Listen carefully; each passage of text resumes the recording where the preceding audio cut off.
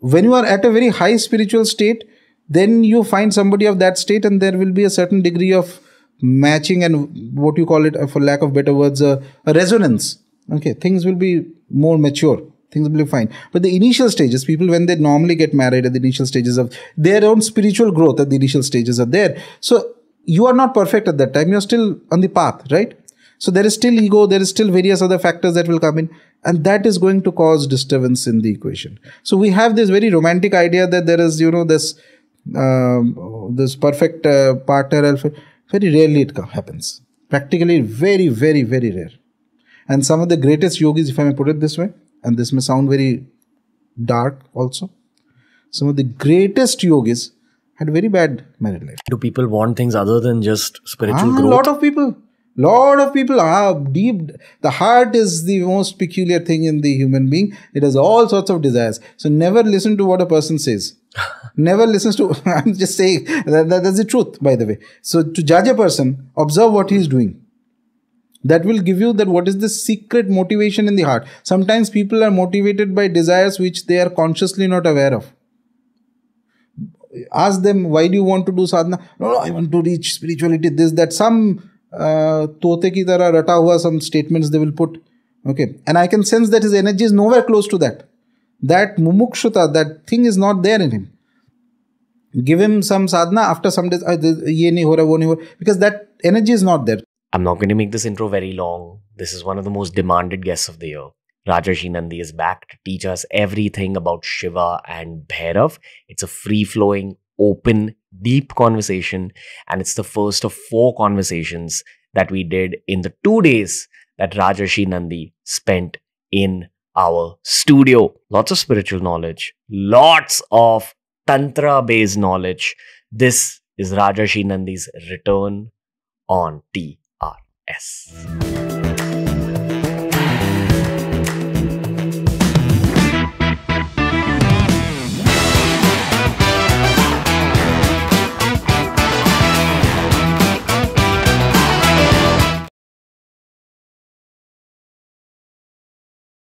I am super excited to have you back, Rajarshi Nandy sir. How are you? I'm good. Joy Maka Maka, Joy Bhairav Baba. Good to be back. Good to meet you. Good to meet the team again. I know that audiences are also extremely excited for this new series to begin. Yeah. The last time you were here, we were in the middle of our whole horror year. Right. We were doing a lot of horror-related content. Yes. I don't know whether I did that willingly or whether I did it to feed into the trend of that time, but it was what it was. Things have changed. I think audiences want even deeper content in 2023. Okay. I will definitely say that you were one of the guests of the year last time. So why do you think people loved what you were talking about so much over those 5 episodes we did?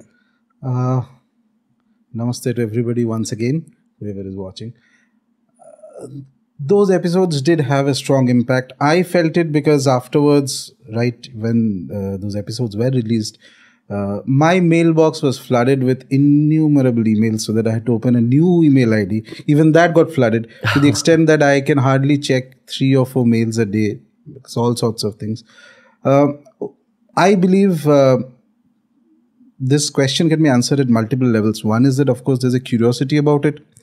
What exactly happens? Perhaps a practitioner speaking about it is a bit different from somebody who's a researcher or somebody who's read books and speaking. That one thing.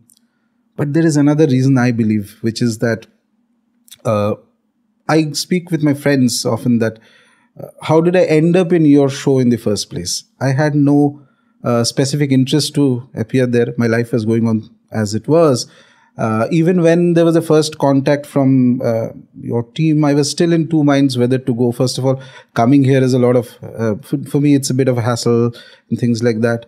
And then one day I was doing my Nitya Upasana, which I do of the deities I love and worship, and specifically of Bhairav Baba. So, as I was doing it, there's a certain intuitive communication that happened.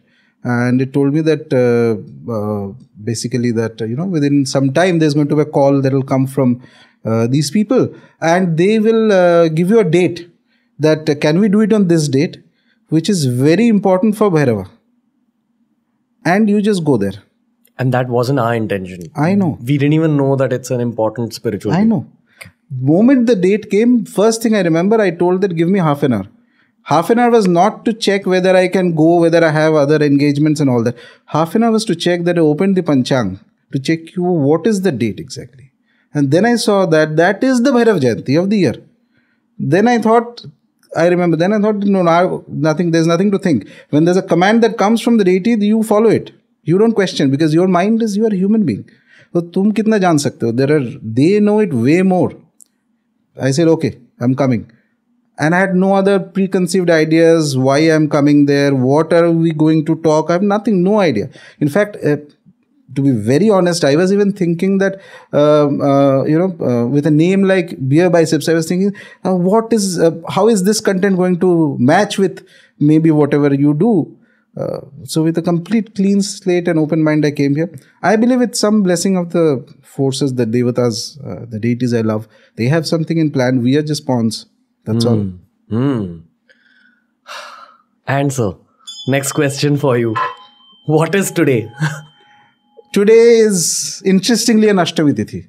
Of all, that was an Ashtami last year. Ashtami is the Tithi loved by Bhairava. What does that mean? When you say that it's an Ashtami, yeah, what does it mean? So, very simply, the moon changes its phases. There is the Krishna Paksha when the moon is, it's diminishing to Amavasya. And then there is the Shukla Paksha, which is the bright fortnight that happens. Okay. So these form, the angular distance between the sun and the moon forms a Tithi, which is one of the elements that is used in Jyotisha and also for all religious festivals in the Hindu calendar is based on Tithis, among other things. Okay. Now, each of these Tithis, on the one side you have the Purnima, which is the full moon, and the other side you have the Amavasya, which is the new moon or no moon night. Okay. In between, Ashtami is the 8th Tithi. Now, most of the deities in the Hindu pantheon, within Dharma that we worship today, have specific liking for specific Tithis. Their energies become more active on those Tithis. Bhairava's energy becomes most active on Krishna Paksha Ashtami. But other Ashtamis also his energy is active. Krishna Paksha is peak active. Other Ashtamis also his energy is active. Ma Durga's energy is also activated on Shukla Paksha Ashtami, which is the bright side moon, 8th Tithi, whereas the dark side moon's 8th Tithi is Bhairava's Tithi. So in general, Ashtami is when, if you are not an Upasaka, it doesn't make a difference. If you are an Upasaka, it's like, Upasana is like, it's like a love affair. Initial stages, it's a one-sided love affair. Because you are going to trying to please somebody who's not interested in you. For that, you have to keep trying. And this is not like a human love affair, which is for a 1 day, 2 day, 3.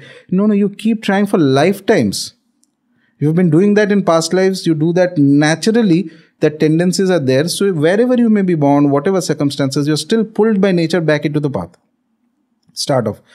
As you go deeper, the tithis become very important. It's like this. So you think that this is the tithi that the deity I'm worshipping likes.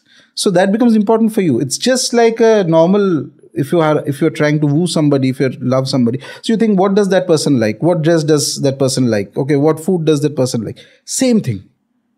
What is the bhog that I have to give to Baba if I'm doing Bhairav Upasana? What is the tithi that he likes? So that tithi I do something extra, something special. Maybe I'll fast that day. Maybe I'll do a little bit more sadhana that day.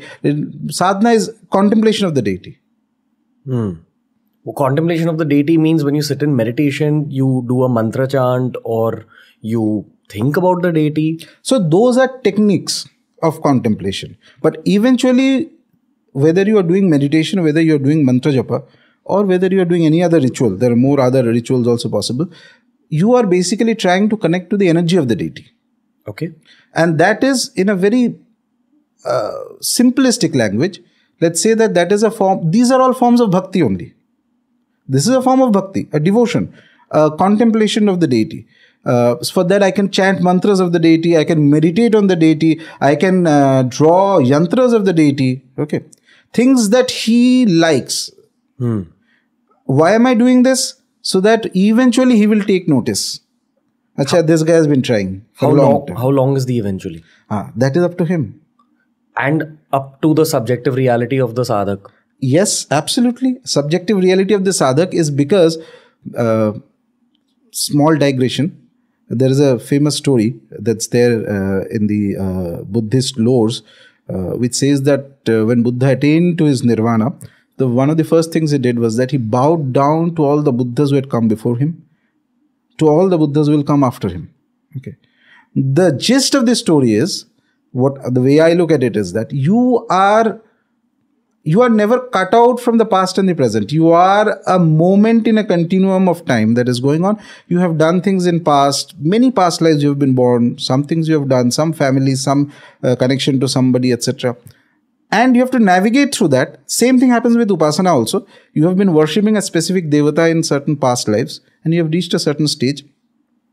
Naturally in your next life, wherever you may be born, a certain threshold has been crossed, means you will feel a natural tendency towards that deity, wherever you find.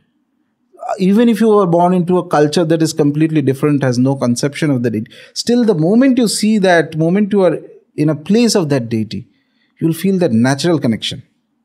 You will not understand it. Understanding takes time. That is Maya, because that is Bhagavati's domain. She does this beautiful job. The moment you are born, veil.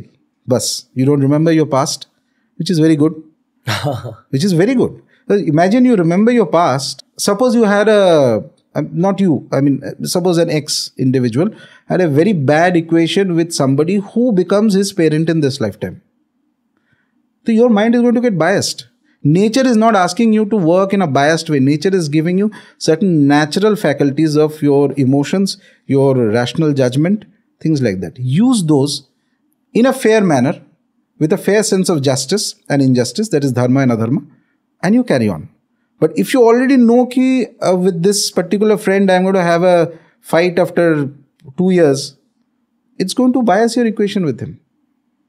Nature doesn't want that. You cannot, with that information, you cannot live life normally. Do you meet new souls in every birth, or are you just meeting the same souls again and again?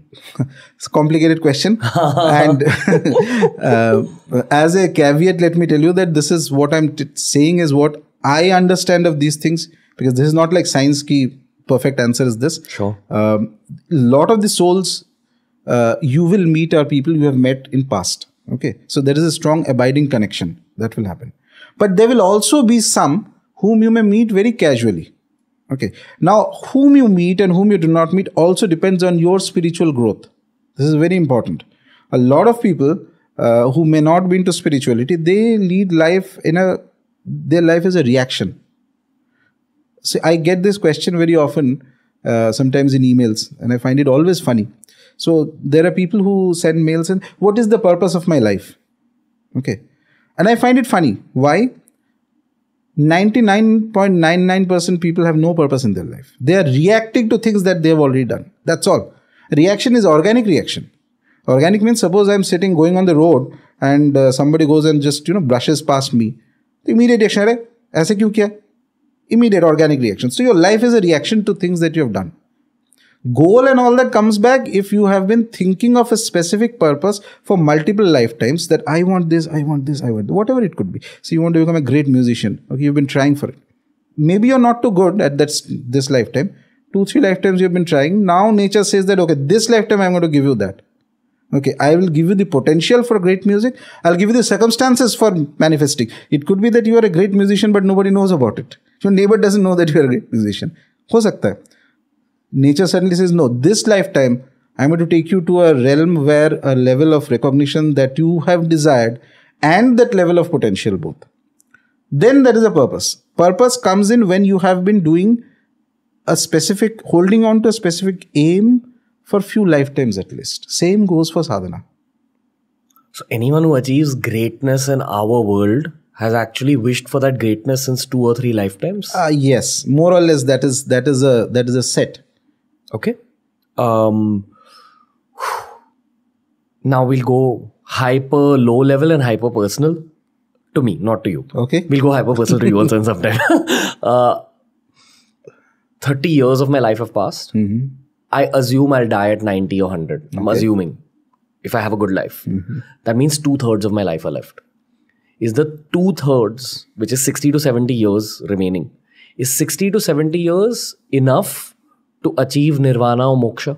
So you are not an exclusive moment. Your life of 60 years is not 60 years. It is through past lives that is coming. If the preparation is there, you can get it in one day. If the preparation is not there, you may not get it in 10 lifetimes. So let's take this one day example. That means maybe you've lived your life like a normal human being till 30, you've earned money, you've gone to college, you've gotten married. And then suddenly a circumstance will come into your life and you'll realize that, oh, wait, now I'm suddenly spiritual. Yeah. We've had people like that on the show as well. Dada Shri Ji, he just said he was in the train one day, going back from his college. I think he was a doctor, resident doctor at that point. He was going back home and he started getting voices in his head.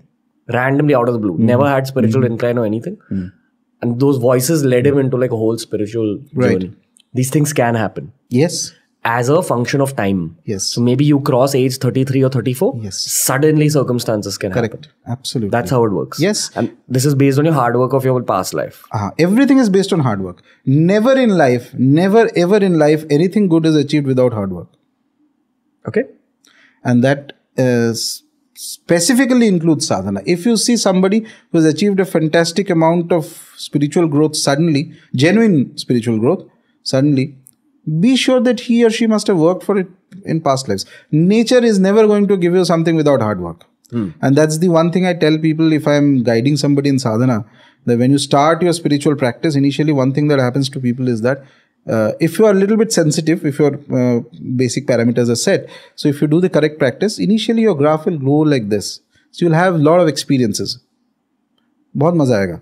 Then suddenly one day it will go like this. Okay. That is where the test is. And that is where you do not know. You keep doing your practice. Kuch nahi hone wala hai. Nothing is going to happen and you are keeping going like this. Okay, you are wondering that why am I not getting an experience? Why is this not happening? And that can go on for 10 years, 15 years, 20 years, even lifetimes. And then suddenly a point will come when everything that you have done is like, it's like a dam being held. It's not being given to you for certain purposes which you do not have the ability to comprehend also at that time. And one day, nature will decide, okay, now I'm going to give him everything that he has done. And the very next day suddenly is, and people, wow, something miraculous has happened and this guy who was just doing kuch to apna hi chal raha tha, suddenly he has turned into something different. But there is never any good thing without hard work. There are no miracles in this. It's a process. Okay. This podcast is around the Shiva theme. But I feel like asking you about something called prebiotic earth. Okay. Okay, which is earth before biology. Okay. Like the earth was formed out of like a part of the sun, I believe. You're right. I think that's one theory. And the other theory is that it was a coagulation of possible multiple meteorites that came together. I think it was actually a part of the sun. Okay. Which went away from the sun and then kept revolving around it. Right. And we are just in a phase of time where there's too many factors that are conducive, including our gravity, including the fact that some comet with water hit this rock, etc., etc. At the time of prebiotic Earth, there wasn't even fungus. Like there was no biology on this planet. We were just hydrocarbons burning. Were deities on Earth at that time? I believe that deities were there from a very ancient time, even perhaps before the formation of Earth. Okay. Let me ask you about the birth of deities then. Okay. When did the birth of deities happen? Did it happen at the Big Bang? So from a scientific perspective, again, what I'm telling is more kind of a speculative answer. Sure. So there is, the way I look at it, being a Shakta, fundamentally, worshipper of Shakti. So first, there is what we call the Adi Shakti. She's, when there was nothing, okay, there is this Sukta of the Rig Veda which says, that describes that there is, when there was nothing, absolutely, That time too, there was something that, something existed which was beyond what you can imagine. Okay. So that condition of before the creation of forms, there are two, let's just to break it down. Let's just say that there are two stages. One is that when things are formless and when there is a formed. Okay. So this stage when things are completely formless, it's a misconception, by the way, among people who believe that the formless is higher than the formed. I believe that no, the formless is not at all higher or lower or anything of that sort. It's two phases of one energy. That's it. Okay. It doesn't make it lesser or more or something like that. It's just a human perception. So once initial stages, there is the Adi Shakti, the ultimate form of energy, whom we call the Divine Mother. Okay. Whose origin cannot be found. Or understood. Understood, found, nothing. It's like that moment of singularity you have. Just to give an example, I'm not saying that everything is scientific. Dharma is its own way, science is its own way. But since we landed in this section of the conversation, so it is like that what science defines as singularity or something that which you cannot define as a clear answer. So this energy, this Divine Mother whom we worship as the Adi Shakti, her source is unknown to anybody. It's perhaps beyond the mental comprehension. So there are three stages, three things that the mind can comprehend. One is that which is difficult. Okay, you may say that this task is difficult. Then there is something that is very difficult to achieve, but at least in the imagination you can achieve. Okay, some weird thing, say, okay, in imagination can go anywhere. In the imagination, I can go to the sun right now. Okay, doesn't mean I'm physically going. So it's very difficult task to achieve, but at least the imagination can go. And then there is a third stage where the imagination also cannot go. It's beyond human imagination. It is from that kind of a source that is the Adi Shakti. Okay, from Adi Shakti, or in another scheme, Para Bhairava. Okay, so this thing, this great force, this being, this entity, we don't know much about it. Okay. We worship that energy. It's not even like a being. It's not like somebody sitting in a throne and judging. No, it's not like that. It's entirely different, and it reveals itself only to those who have that capacity and go to that state slowly. Okay, little bit. From there, it evolves downward. It sends its energy downward into creation. And the first stage, from there, the deities are formed, different deities. Okay, the great gods whom we worship from that Adi Shakti.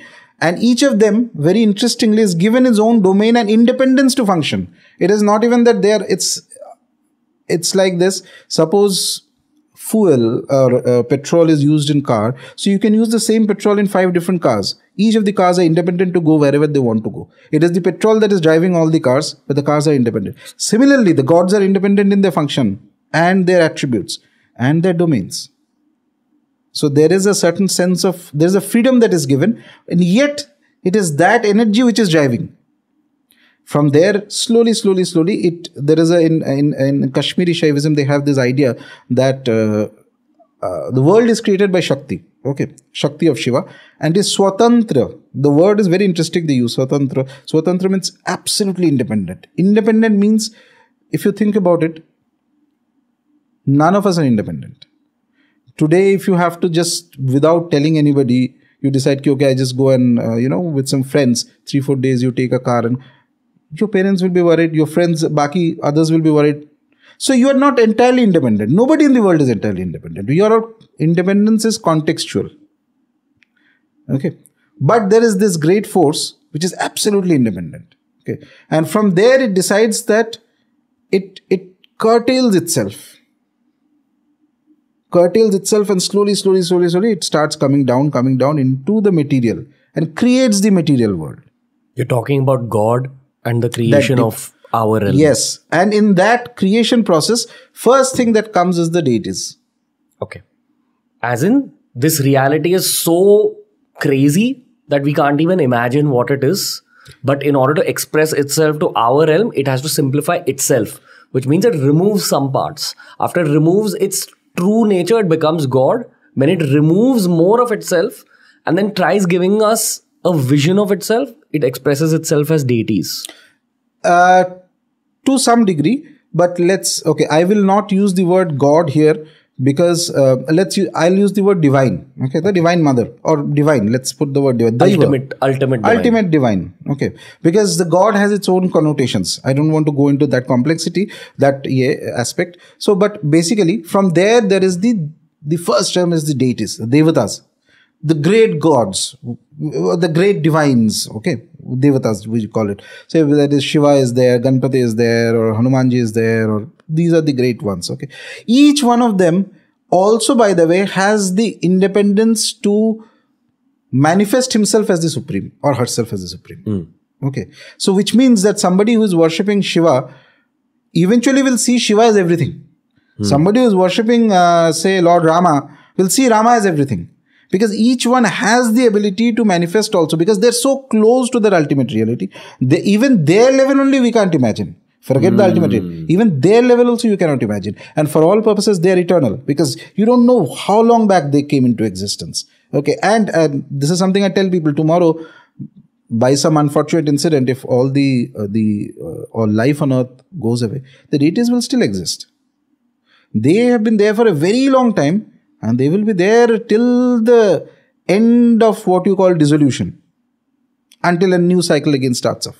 From there, the energy comes down into the creation of material earth, and then there is an evolutionary process or whatever happens, and then humans come into the scene. So humans are like, and in this regards, I follow Sri Aurobindo's writings. I find him to be a great philosopher. So humans are like this middle creature. There's a part in the humans which can go downwards towards the lesser realms, let's say the darker realms. At the same time, there is a part in humans which, if correctly channelized, can also manifest the gods, the devatas. You mean we can evolve? Yes. Even in flesh.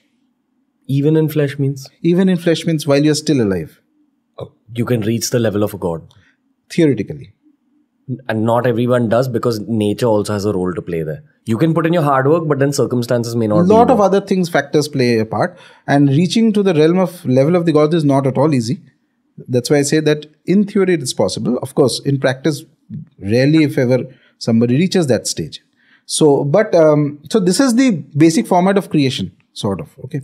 So we, for average human beings, it is very good to worship the devatas, the primary deities, gods we have, because each of them are so connected to the source that they can,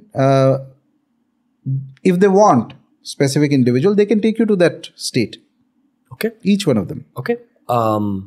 There's a beautiful bookstore in Juhu called Granth, where I go just to relax. And I found a section about the occult, and it had a lot of good looking books on Tantra. I didn't pick up those books because I was drawn to European Tantra, which the world calls witchcraft. Okay. I was like, what is this? Because when it comes to Indian actual Tantra, I have Rajarshi Nandy. But European Tantra, I want to just know what it is and see if I can draw out parallels. And there are too many parallels. They have their own versions of yantra. They have their own versions of mantras. They have their own versions of deities. In fact, I gave that book to Abhijit Chavda, sir, who's another all-star on the show, because even he was fascinated for the same reason. That he has information about the Indian side, but not the international side. Now, that book contains not just European lore, it contains African lore and South American lore. And they have their own list of deities, like Gilgamesh, and in Africa, there's a bunch of deities. In Europe, there are all these archangels, Archangel Michael, Archangel Christopher, etc. When we are talking about Shiva, Rama, Hanumanji, they are devatas. Correct. They're almost next to God. And then there's possibly a slightly, I don't want to call it lower, but maybe not as evolved as these beings. There are some kind of beings there. Okay. Would you put Gilgamesh and all these other foreign deities in that bracket? First of all, I can't comment on a specific deity without reading much about it, about the deity or, the tendencies of the deity if I read. But it is my strong belief that many of the great gods whom we worship Hindus worship. So in a sense, Hinduism, Dharma is one of the last of the classical religions. What I mean by classical religion is what used to be there in ancient Egypt, ancient Greece and other things where there were multiple deities, and there are certain parallels in the way worship used to happen there or not, etc. Though it is almost dead now for all practical purposes, but we are still alive, and there's culture is there, and there is a living presence of the gods among us. So we worship them not just as a dead religion, but as something that comes and people experience, and we still have saints being born of different deities and all that. I do believe that some of the devatas, some of them have appeared in other cultures also, but with the condition that they come or they manifest their power in that culture with certain modifications based on the Desh Kal Patra, the time and the context of that culture. For example, Tibetan Buddhism, where you have Matara, you have Avalokiteshwar. Yes. I forgot the name that Palga Rinpoche took, but he explained a Tibetan version of Shiva as well. Okay. Where they believe that that deity resides on Mount Kailash. Okay. And that's why I want to take this conversation as well. Because we've not brought it up on the show in a very long time, and we used to talk about Mount Kailash a lot. I actually don't know the geopolitical angle right now on Mount Kailash. I believe you're not allowed to go there as a tourist anymore. Yeah. And also Kailash is one of the peaks where you cannot climb to the top, because all the religions which consider Kailash as divine, so it's the standard belief that you are not to climb to the top. So there's no mountaineering also allowed in Kailash. Though you can climb the Everest, which is a taller peak. Kailash, no. There's only a limit till which you can go, and then you can do circumambulation, pradakshina and all that. What do you think is actually up there? What will you be able to physically see Shivji, because they say it's the abode of Shivji and Parvati Ma? So what do you mean by physically seeing a devata? You tell me. Like, do you see a man wearing a leopard skin with a cobra around his neck, meditating? A deity is fundamentally without a specific form. It's an energy. It is no physical presence. Okay. So like you and me, we have a physical solid presence. So a devata is not something that has a physical solid presence. It can manifest itself as physical solid presence. It has lot of different abilities. That is why we worship devatas in the first place. But they do not fundamentally have a physical presence. They don't like to come into the physical plane because it curtails their powers. It curtails their freedom. Okay. One thing. The other thing is that the image that you have of a devata, for us, for example, like Lord Shiva, etc. And this becomes very important. This image is also inspired by the deities onto the minds of the rishis and the great masters. You mean the rishis and the great masters drew it out artistically? Whether they drew it out or they reflected in their mental eye. Okay, this is how Shiva is to be. But which Shiva? There are so many versions of Shiva. Do you know that when there's a belief, for example, that the Shiva that we kind of worship is the one who resides in Kailasa. Okay, he's the one. Then there is one Shiva that is even beyond, that is Parashiva. Just like I was saying Parashakti, that being can also be Parashiva. Parashiva is beyond forms, beyond any conception. Okay. And almost nobody can worship Parashiva. Let's just put it this way. That which you cannot even imagine, how the hell are you going to worship? You have no idea what it is. Okay. It doesn't even demand your worship, by the way. That is the interesting thing. What is it up to? Nothing in its own delight. It's just in a format of ecstasy. For lack of better words. Because we can't describe in words what it's up to. From there, we have the Shiva who is in Kailash. Okay, Lord Shiva, whom we worship. So he is, the scriptures mention that he is one of the ones who called the Srikanta Rudra. Okay, he's one of the forms of Rudra. So in, for example, as I was just now mentioning in Kashmiri Shaiva philosophy, they believe that in Satya Yuga, one form of Lord Shiva appeared, which is the Swachhandanath. They call him Swachhanda Bhairava. He had 18 arms and certain manifestations and certain figures. He came and he gave the Shaiva Tantra to the world. It's like the philosophical path of worshipping Shiva, which can benefit the world. Okay. And then this knowledge was also lost for some time. Then again in Kailash, Srikanta Rudra came. He called Rishi Durvasa one day and he told him that I am giving you this knowledge. You disseminate this knowledge into the world of men so that it benefits them. So from there, multiple lineages of Shiva came out. Okay. So there was 3 primary philosophical manifestations of Shiva came out, which is that one is they call the Shaiva Siddhanta, which is today popular in South India, where it's a dualistic worship. Okay, so dualistic means there is the Devata you worship and you are here. There is always a difference between the two. Okay, so that is dualistic. Then there is the these were given through the agamas. Agamas are shastras, texts which have come. Agama means something that has come earlier. Okay, so 92 agamas were given. Of these, there were Shaiva agamas, there were Rudra agamas. Rudra agamas is how to worship Rudra. So equation with Rudra has to be partially monistic, partially dualistic, which means, it's very interesting, which means that there is a duality. You are not him, but there is some connection also. There is, at one point you are also like him.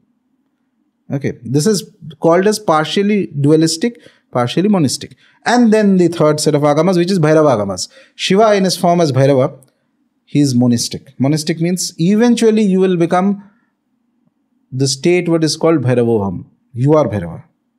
Eventually, not on day one, eventually at the highest stage. Let me just say, no one's spoken about this concept of Shiva with so much depth on the show ever. And that's why I was looking forward to this conversation.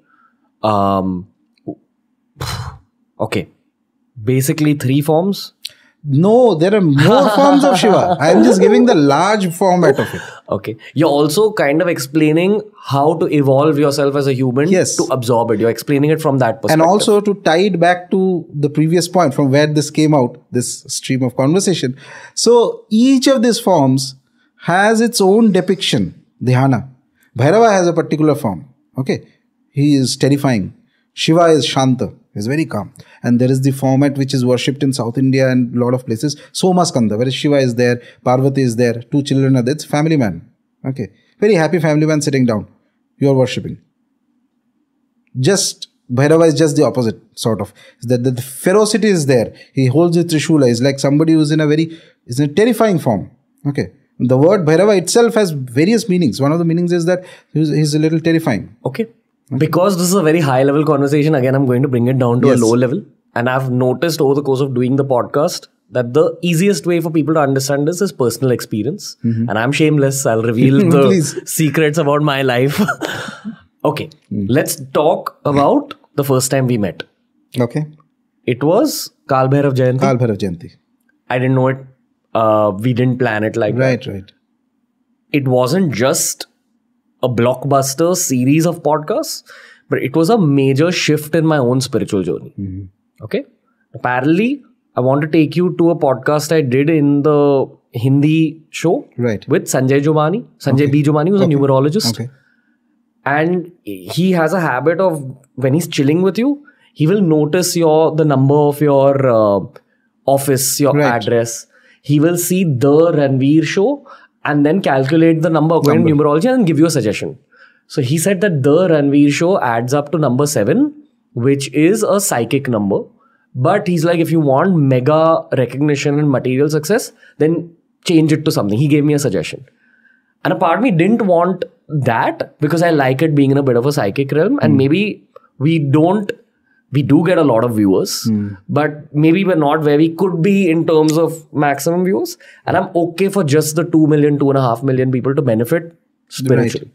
So I know that episode wasn't just important for me, or those episodes weren't just important for me, they were important for all the viewers. Correct. You shifted something in at least the culture of TRS, and I'm hoping like you created a small ripple in Indian culture as well. From whatever I've learned from you, this is the will of the deities. Yeah. Right? The deities are acting through you. Yeah. What is happening in the world of the deities? That's one part of the question. Now, to bring it to a low level, I'm going to talk about how you introduced me to Kal Bhairav. A year before I met you, I'd gone to the Kal Bhairav temple in Banaras where things had shifted for me. And when I met you, you actually introduced me to something called Batuk Bhairav. Yes. Am I allowed to say the mantra? Absolutely. No. But speak of Batuk Bhairav. Okay. I have said the mantra on a previous episode. Oh, it's okay. No problem. Okay. There is a word in that mantra which goes Reem. What does that even mean? What is Batuk Bhairav? What are the Bhairavs? Because what I have seen shift in my life after I've started this mantra is a deep affinity towards Shiva. I've had dreams related to it. I've had very intense experiences in my meditation related to Shiva. And everything in my material life is moving too fast. Be it new people coming in, material opportunities, growth, everything you can think of from a material perspective has just become extremely speedy. And at the same time, I'm partially overwhelmed and I partially feel very capable and brave to be able to deal with the speed. This wasn't there earlier in my life. My whole 20s, I dealt with so much self-doubt that self-doubt has just gotten erased to the degree where you can't even see, the marks of it. That's the personal level input. What have you made me do, sir? No, I did nothing. Whatever thoughts came, I told you. You did the sadhana and you saw the results. Why is dharma called Sanatan? Sanatan means eternal. That is because what was done thousands of years ago, the practices, if you do it today, still you will get results. And if 10,000 years later people do it, still they'll get results. It is not a individual's property. I didn't invent anything. I'm just an ordinary person going about my lives, ended up in your show. That's about it. It's the deities who do things. Be very clear. That also keeps your ego under check. The moment you start believing that I can do anything, somebody upstairs will start laughing. Okay. They'll just pull the rug from under your feet and all mera jitna vidya hai and all that whatever you know will start falling. So even such an emotional and mental thing like self-doubt, which is so deep-rooted, can be erased by the deities. Yeah. So let's talk about Bhairav Baba. He's one of my favorite gods. Okay, he's one of my favorite deities because the first time I ever chanted a mantra was of him when I did not even know who he is. One of my first gurus gave me the mantra and I had not the faintest idea who is Bhairav, what is Bhairav. Are you talking about Kal Bhairav? No, one form of Bhairav. Okay. He had given me the mantra and he said that jap karte raho. Okay, it was like an upadesham. At that time, I was more of the atheist kinds, had no interest, no idea, nothing of that sort. I kept doing. I remember for months I kept doing, nothing happened. Then one day I called him, nothing is happening. He's very elevated. He's obviously much more here than anybody. So he said that do one thing, do it in a more concentrated manner as a sankalpa. Sankalpa means you take some water or some rice grains, etc. And then you make a promise to the deity that so many days I'll do this mantra XYZ. And I took a very simple sankalpa, nothing else. Just say that so many days I'll do that with certain rules. Rules means same time I'll say it. Certain food habits changes I made at that time and all that. And I remember that time as a bachelor. So as it happens with bachelors, weekends means that you go out to drink with friends. That's all there is in life. Nothing else is there. So 7 days, 5 days a week you work and Saturday, Sunday is like the end of the world. Okay. So now I'm being very frank how I remember. So at 10 o'clock at night, I used to sit with that mantra and it used to take me 1.5 hours, 11:30. So even I remember one of my friends asked me, we are going out, would you come with me? I said, no, you guys go, I'll come. I'll catch up with you. Okay. So I finished that. I didn't have any expectations with it. I just thought that let me try it.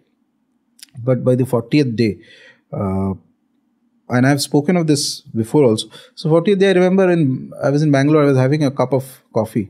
And then then I see 9 cars, one after the other, coming with the name Bhairava. And I was very stunned because I've never seen this before. And first 1, 2, I thought it's coincidence. When so many of them came, then this is like, you can't ignore it, that type of thing. But my mind was still skeptical. After that, I had a vision of a presence in my room. Bhairava. So, anyway, that's how my journey with Bhairava started, etc.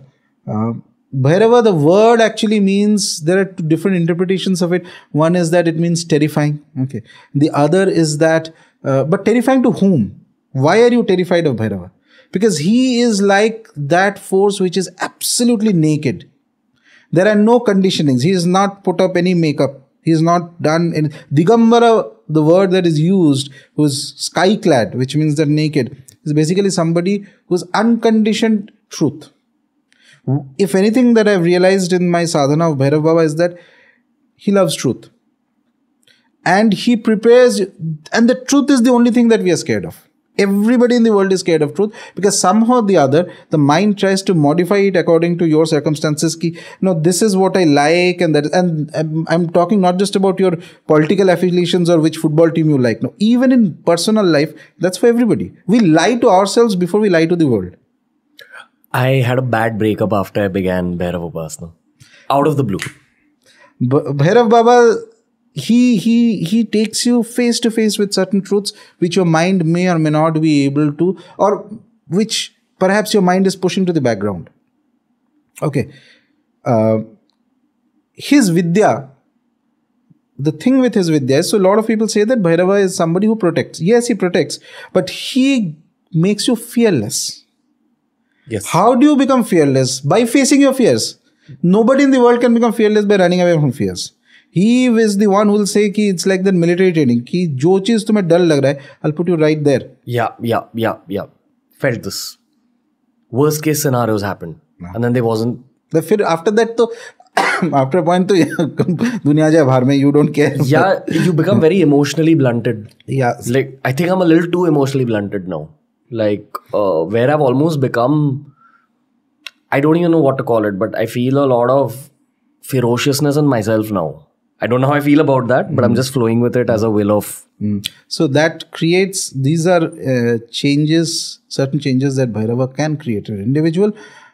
There is a very beautiful writing I was reading a couple of months ago. So some of the great masters, and when we talk of Bhairava, it is important to mention that the maximum amount of Upasana, Paddhatis, writings on Bhairava came from Kashmiri Shaiva masters. They were Bhairava Upasakas. Okay, fantastic caliber Bhairava Upasakas, a lot of them. And so Bhairava is, one of them defines it very beautifully. When you are scared of the world, when you're scared of Maya, okay, because the world has a Maya and you yourself have a Maya. Maya is your attachment. Okay.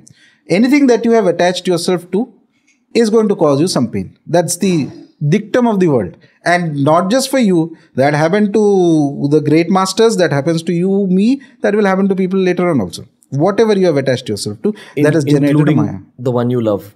Anything. Even your phone. There's a specific beautiful story that is coming to mind, but I'll just hold it after I complete this section of the... So, eventually they used to say that when you are tired of Maya, tired of this cycle of, summer and winter and rains and all this, abhi acha hai, next time again there is a sadness, same, again there is happiness, again there is sadness, these seasons are going on, you are scared of Maya. And when you're scared of Maya, there is a shout from within. There's a visceral, guttural cry for help that comes out from the sadhak, from the upasaka, from the mumukshu. Mumukshu means one who is eager for spiritual progress, but he doesn't know anything. So there's from within there is this cry that comes out. That is when Bhairava responds. He says that I'll take you to a state where these mayas will go away. I'll show you the reality as it is. Very fast. That depends. Fast or slow will depend on the person's purva samskara. Okay. If you have done something with Bhairav Baba in past lives, very fast he will come. Before I forget, I'll tell you that story. Sure. It's very interesting. There was this great yogi. A lot of people know of him. You might have heard him. One of the Nath yogis, Gorakshanath. Baba Gorakshanath. He was like an immortal yogi. He's an amsa of Shiva, they say. Okay. He was like a part of... deities can send their amsas something. Amsa means a portion of the energy into the human form. Okay. And those people become great saints or great yogis and guide a lot of people like that, etc. So once Gorakshanath, he was going long back, many centuries ago, he was going to the city of Ujjain. Okay. Avantika. And the king of that place, he was a great scholar and things like that. He had written fantastic texts and he had a lot of, as it used to happen with kings, he had a lot of women and many wives and things like that. Okay. So I'm telling you the overall rough story a little bit so that the gist of the idea comes across. So one of his favorite queens dies. Okay. Some incidents happen and he dies. And he's terribly sad. terribly sad, means he's like, ho gaya, mera life is done. There's nothing else to do. I mean, this is the only woman I loved, and she was the love of my life, and etc. etc. like this. So Gorakshanath sees this. Gorakshanath has a kamandulu. Kamandulu, you know, those yogis carry water, they will carry in that for Achman and various other purposes. So it's made of. So he takes the kamandulu and he breaks it in the ground. Okay. And then he starts crying. Exactly like the king. Ki, mera ye toot gaya, it's gone. It's like, oh my God, this is the thing I wanted. And the king got very pissed off. And he said that, what are you doing? You think that, that thing you're trying to mimic me and mock me and all that. He said, no, I actually, that's the only thing possession I have, and I love it so deeply. He said that, and then the king gets even more pissed off. He said, I am crying because my wife is gone. Okay. It's a human being and you are mocking me because of this kamandul. So Gorakshanath then tells him that, are you sure you really loved your wife that deeply? But I also loved you may have loved your wife, but I loved my kamandulu. For me, this is the most important thing in life. So by now the king is like really pissed. And kings, when they get very angry, they can kill you also. Can say, kill this person, something like that. They can be whimsical. So, but Goraksha tells him that, okay, if you really loved your wife, I'll put you to a test. So Goraksha had many occult abilities. Okay. Yeah. So what he does is that he creates 25 women looking exactly like his wife and tells him that, find out which is your wife. If you can tell me this is my wife of these 25 women, he had the ability to create these things. He was an immortal yogi. He was not an ordinary person. He was among the Navanath, 9 Nath yogis who are immortal sort of. Okay. And the king is like stunned.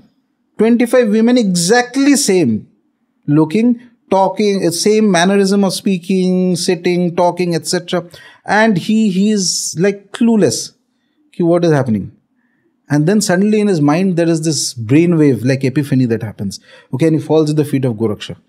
And he says that, you teach me what is the reality of the world. Okay. And then Goraksha gives him sannyas diksha and he leaves his kingdom and he becomes a Nath yogi himself. And then he writes beautiful compositions on Vairagya. He becomes a great Nath yogi. Vairagya is detachment. You detach yourself from the material world, you will get bliss of the spiritual world. But almost no one can have both of these together. If you are in the material, you will pass through pleasure and pain, now this, now that, etc. But this story I find very interesting and I find very beautiful because it demonstrates actually for us that you create, by your existence, you create a maya around you through your attachment. And that is normal for all people. But also, your true spiritual growth will start when from deep within you feel that nahi bahut ho gaya hai. There's a cry that will come out. In his case, it happened because because of the power of the yogi. From our case, others also for that matter, when there is a deep down, there is not resentment, but more like you are tired of the world. बहुत हो गया, सब देख लिया, everything. See, the same theme you will find in the first chapter of the Gita is Arjuna Vishad Yoga. Vishad means he's in a state of depression. He's confused that these are my relatives. अभी तक तो there was full jingoism of war. करना है, सब कुछ है. At the moment, he's confused. These are my relatives. Okay, he doesn't know. So it creates a dilemma in the mind. You are tired. You don't know what the hell it is. And then you look for somebody who is more intelligent and wiser and more capable. Ki, boss, tell me what it is. And then there is the whole Gita that flows. Okay. And after that he tells him, no, you have to still fight because this is destined. This is dharma. You cannot escape from dharma. But you fight with a degree of detachment. This is the crux of all spiritual practices at the end of the day. Even if you read Yoga Vasishta, which is one of the most beautiful texts, it starts off this way, that Lord Rama is having conversation with Rishi Vasishta and Vasishta is explaining. Vasishta is his Kula Guru. But Rama starts off this way, that I have seen all the women, I have seen all the wealth, I have seen everything. I have no attachment to I am tired of all this. What is there? What is beyond this? And then he goes into a deep conversation and discussion on the spiritual aspects, sab kuch, everything is there. At one point, when the soul becomes tired of Maya, then this, as I was mentioning, this cry comes out. And it may not be a loud thing. It's not something that's audible also. Something that, there is this desire from within. What I've seen all this. Is it all that there is to the universe? Is there something beyond this? And that is when Bhairava responds. He says that, okay, I'll show you what is beyond this. But to go to class 10, you have to leave class 9. You cannot keep attending the class 9 and class 10 and still go to class 10. एक चीज छोड़ोगे तब जाके ऊपर जाओगे. Yeah, okay. What I find painful, and I'm looking for another word, but the only word I can think of is pain. Yeah. What I find painful is how individualistic a spiritual journey eventually actually is. Especially in this society where we are taught about love, we're taught about Shiv Shakti. Even spirituality teaches us about love, but at the end of the day, it's all alone and it's your own self-discipline and it's your own lonesome journey that will actually take you to the happiness that you're looking for in love, in material pleasures, in career success. Any happiness that you're actually chasing, or any life goal you're actually chasing, is actually your soul's cry for chasing that individual spiritual journey, which is going to be alone even if you're married. Most likely. Most likely. You mean it can be with other people? No. So what I mean is that there is a possibility, and it's very rare. There might be few individuals who may find a partner who is of the same wavelength in spirituality, and they both may grow together. But it is very difficult. And it's circumstantial. Yes, very rare. Because in this is the thing. In normal life, when you are at a very high spiritual state, then you find somebody of that state, and there will be a certain degree of matching and what you call it, for lack of better words, a resonance. Okay, things will be more mature. Things will be fine. But the initial stages, people when they normally get married at the initial stages of their own spiritual growth, at the initial stages are there. So you are not perfect at that time. You're still on the path, right? So there is still ego. There is still various other factors that will come in. And that is going to cause disturbance in the equation. So we have this very romantic idea that there is, this perfect partner. Very rarely it happens. Practically very, very, very rare. And some of the greatest yogis, if I may put it this way, and this may sound very dark also, some of the greatest yogis had very bad married life. That's what's painful. Same pain I'm speaking. And it was important in their destiny to go through that pain of a bad married life. Unless you are tired of the world, how the hell are you going to go beyond the world? So your God or your divine will force you through pain until that cry is created. Everyone who's listening to this is going to face horrible pain. Some pain somewhere in the life is going to come. I've never seen anybody being able to actually grow without pain. It's like they say, the gold, there's that English saying, fire tests gold as calamity tests strong men. Men or women, whatever. But until you pass through the fire, you are not made. Your mind and body is... And there is a good reason for this, by the way. The reason is that when you go to the higher ranges of spirituality, the energies that you will deal with, your mind and body must have the capability to handle it. Otherwise, it will damage you. And that requires, at the emotional level, at the psychological level, a certain degree of detachment from life. Which is exactly why, again, very low level statement, I'm gradually beginning to value friendship more than I value romance.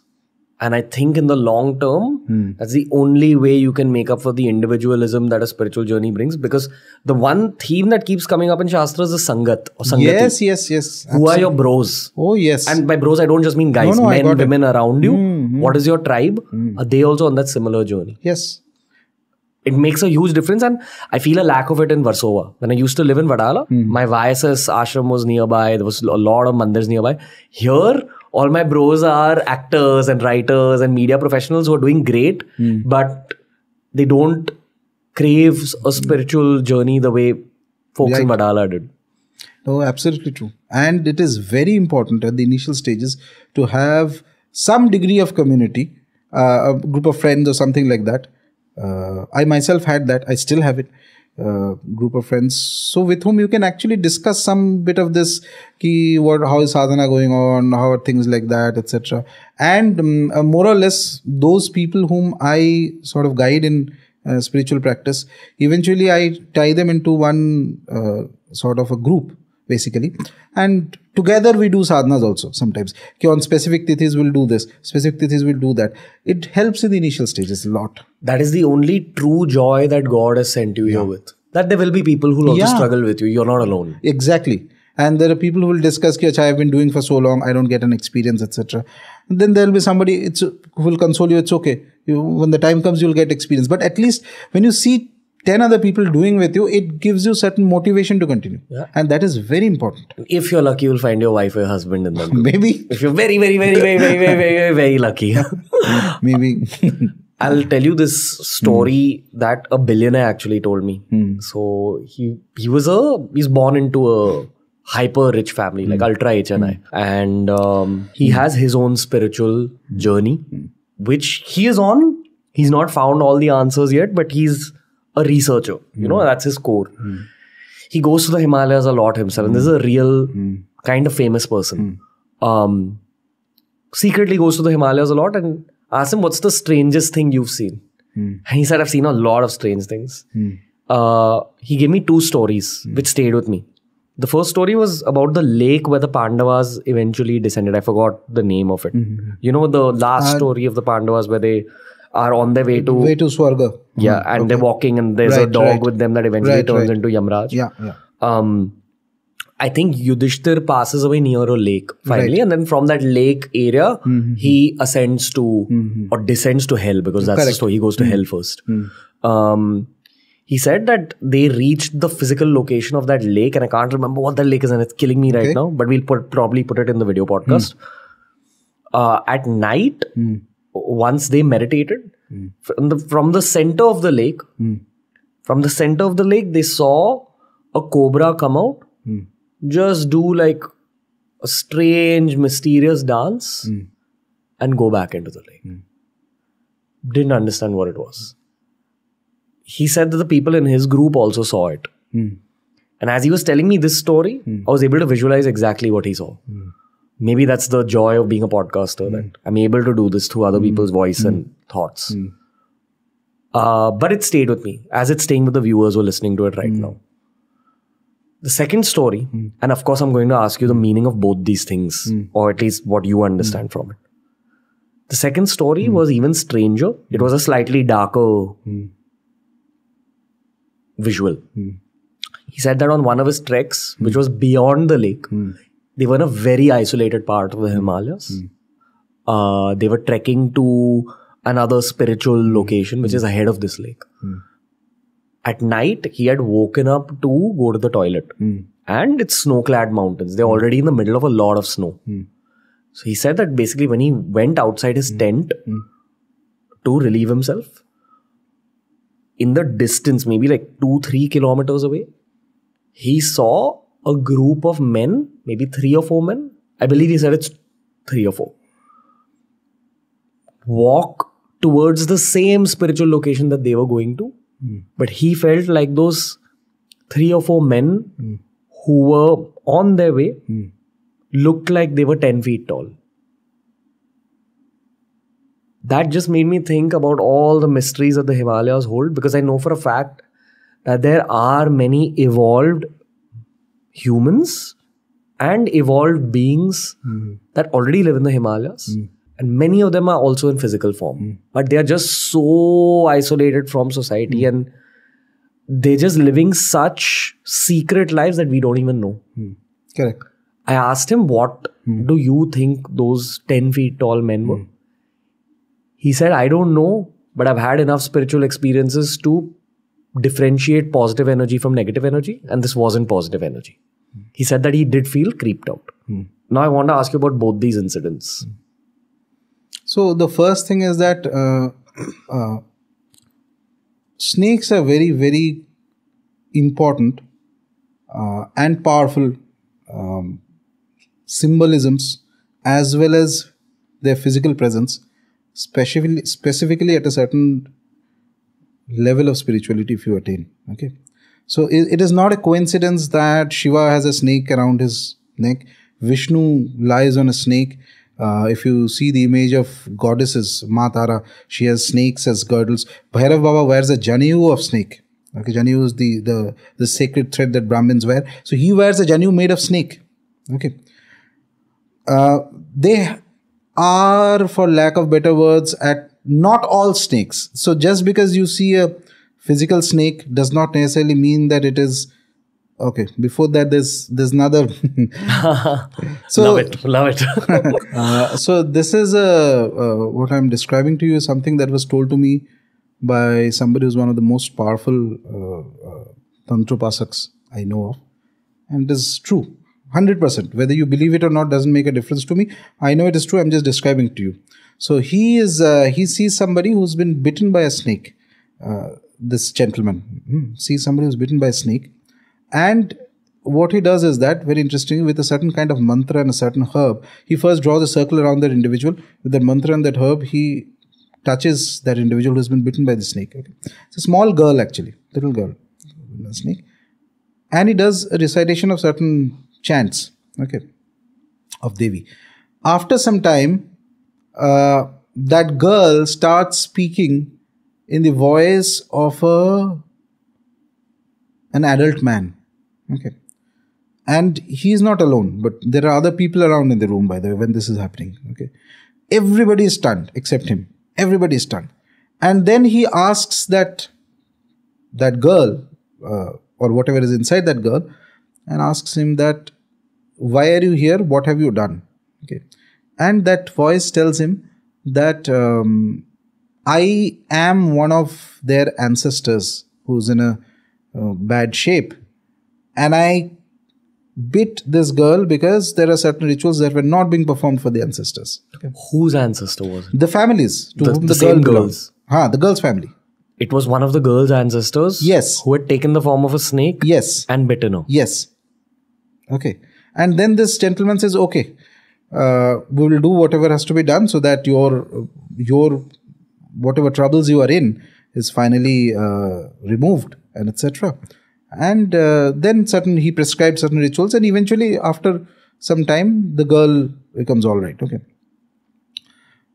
This may sound like a completely fantastic thing, but I know this is real because there are things I have seen and experienced. And the gentleman who was telling me, I know him very well to know that he's capable of all these things. Okay. So snakes are a very peculiar kind of, every animal, every entity in the world has its own Shakti. Snakes have a peculiar Shakti which is much more powerful and superlative than just about everything else. Okay. Everything else in terms? In terms of whether it's human being, whether it's another animal, whether it's this, that, etc. And among these, what we call snakes, there are two terms that are used in the Sanskrit that is called the Nagas and the Sarpas. Okay. So Nagas are kind of a specific kind of beings which were there. And so you will see that even in the Mahabharata, when Parikshita is bitten by a snake actually, Takshak, and there is 7 day when he hears the Bhagavatam and all that, and then there is a yajna that is done as a revenge to kill all snakes. So basically we see even in the scriptures that there is an engagement of snakes with humans at a level which is not there at this moment. We consider it to be just as a reptile moving around, but they were capable of certain powers and certain abilities at one point. Okay, snakes, what we call, or Nagas, etc.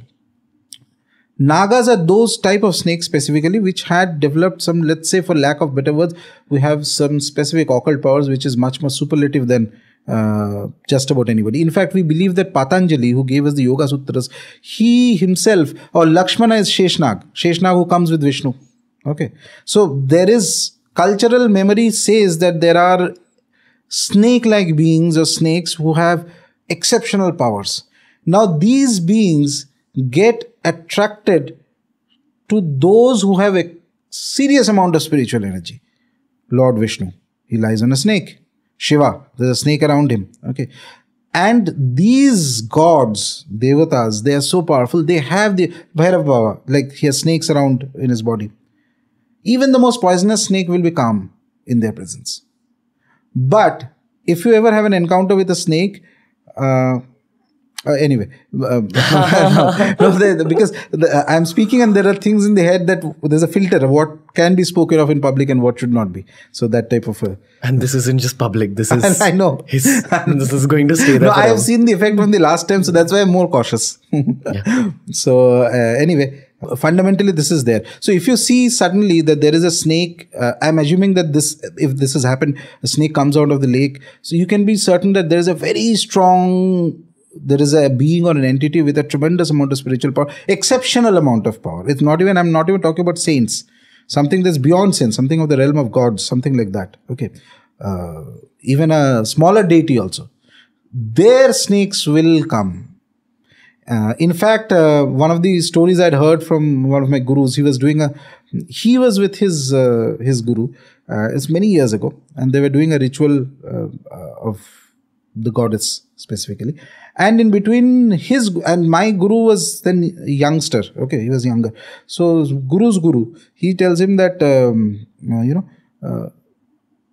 Aram se sit down, there's a homa that is happening, and you will see a snake coming. Okay. Don't get up. Don't get scared.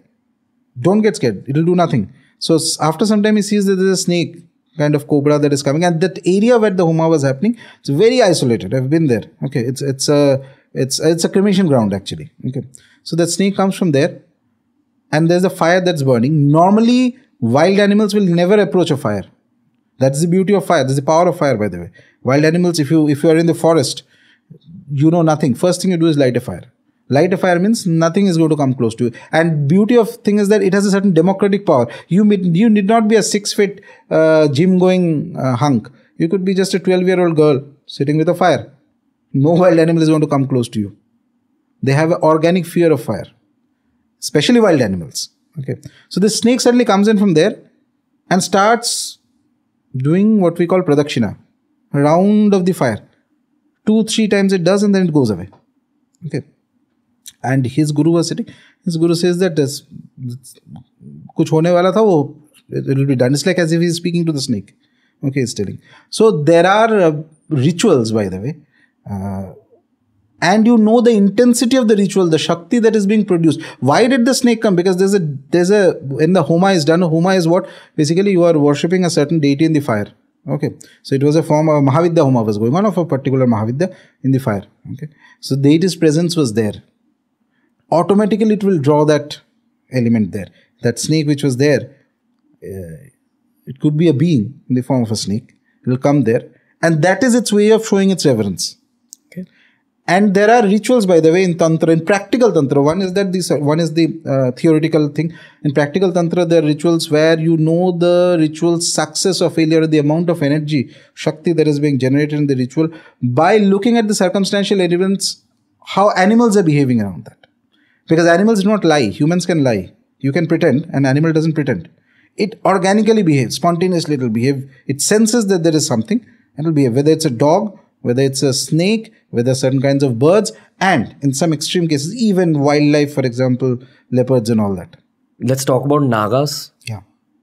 I don't know whether it was you or someone else on the show who said that the ancient Nagas that we speak about, the ones that Bhim met when he went to the bottom of that lake. Yeah. And the ones that are mentioned in all the Puranas, etc., were a part of India. I think Praveen Mohan was on the show and he said that there are villages in South India where the village is built on the side of a hillock, and on the top of that little hill, there were these tiny ancient hutments built. And the local villagers believed that those huts were actually the home to Nagas, who were just smaller human beings. Right. Something like pygmies, but they look like reptilian beings. Someone else told me that they were the ancestors of the modern day snakes we see around. Someone else has told me that they are actually still there, but they're just hidden. Nagas have gone to very hidden parts of the earth. They're still inhabiting. Someone else said they went back to the planet that they came from. I don't even know what the truth is. So I'd like to actually talk about both modern day snakes and their power. And Nagas. And the reason I ask you about modern day snakes is because human beings often think that we're the most evolved and most intelligent creatures because we've discovered science. But what if we've not discovered what we even don't know that we've not discovered? And the gauge of intelligence is not necessarily scientific achievement. Maybe there are other formats of science which other animals know about, like whales or snakes or dolphins or dogs. Why is intelligence only related to technology and science? So let's break down Nagas as well as modern day snakes. So Nagas, I cannot say with full conviction that what exactly happened to Nagas, but more or less, yes, they were very powerful reptilian beings, snakes you can call them. And as I mentioned, they do have a lot of occult power and occult abilities they had. And they are very powerful to the extent that they can manifest the various, they could, at least we have texts that mention that they could manifest the various siddhis, that siddhis are the special, powers, for lack of better words, that can come to an individual or a yogi who goes to a very high level. Those they could manifest. Plus, they would often, they get naturally drawn towards beings who have greater power than themselves. That is why even Buddha, by the way, the Buddhist texts mention that when he was meditating, there was a Naga that came and gave him shelter. Okay, Shiva has a Naga around him. Vishnu has sleeps on a snake. Devi has lot of, Ma Tara's iconography will have snakes, tied to her anklets are snakes, her yeas are various things. Okay. So Nagas are basically, let's look at this way. You can think of them as creatures who had lot of evolved spiritual knowledge. Certain specific techniques of spirituality. Spirituality is not just a simple one-way track. It is like it's like a tree. The Bhagavad Gita describes spirituality as an inverted tree. Okay, so it's a tree with multiple branches. With so many, there's yoga is there, pranayama is there, tantra is there. In tantra, dakshinachar, vamachar is there, aghora is there. So many devatas are there. It is not at all a one-track thing. It depends. Why is it there? Because there are going to be different types of individuals. These are all parts. So certain specific types of spiritual progress, spiritual paths, the Nagas had absolute mastery of. From the Nagas, we have the Yoga Sutras, the Patanjali's. Patanjali himself was a Naga, it's believed to be. And some of the techniques of yoga come from them to us. It's like they brought this knowledge to the world. I feel, when I study these things, that what they gave is very exclusive and not fit for living, not just yoga. There are other aspects of them. Their knowledge is not fit for the average common human being, because human beings are not yet that evolved to take that kind of a knowledge or execute them. Maybe one or two individuals at some places may have done that, but others do not have the capacity for it. Their techniques are very intense. Sometimes it is possible for an individual to have a Naga as a benefactor also, by the way. Benefactor means somebody who protects you. It can happen through a ritual, or it can happen automatically also. This is exactly what the Naga is doing when he is coming and putting up his hood in front of Buddha, who is meditating for so many days, because there is a higher level spiritual power that is there, so it automatically comes as a protector. The same thing is happening in another format when there is it's not a Naga, but from the current day snakes that we have, they have some kind of a link. Okay. So when that ritual is going on, or any ritual is going on, the snake comes and it does a pradakshina and it moves around without harming anybody. That's very important. And here is the catch. If you get scared of it, that automatically indicates that you do not have that spiritual power to be steady and calm in the presence of that entity or being, or that's Naga or snake, etc. Then it is either not going to come to you, or it is going to react to you. Okay. So that is what Nagas are. Even today, Naga worship, by the way, happens. In Kerala, there are temples of Nagas. And in the same context, there are certain doshas in horoscopes, in Jatakas, when the grahas that are there in Jyotisha, certain doshas which are called as Naga dosha or Sarpa dosha. Okay. Which, if present in an individual, is going to cause you a lot of friction in life, lot of badhas, sometimes difficulty in conceiving children, getting married, happiness, various things. Okay. So when those are there, it's a standard dictum to get specific rituals and pujas done in specific kshetras in order to calm them down. So Nagas are, at one point, their engagement with our civilization was far deeper. Now, whether Nagas went back to their realm, I personally feel, and I'm just speculating because I have no direct knowledge of this, I personally feel that no, there are still Nagas, but they are more hidden in their own domains, and they will not appear to you until you have achieved a certain degree of proficiency. There's a interesting anecdote, a story that comes in, and I read it in Sri Aurobindo's writings.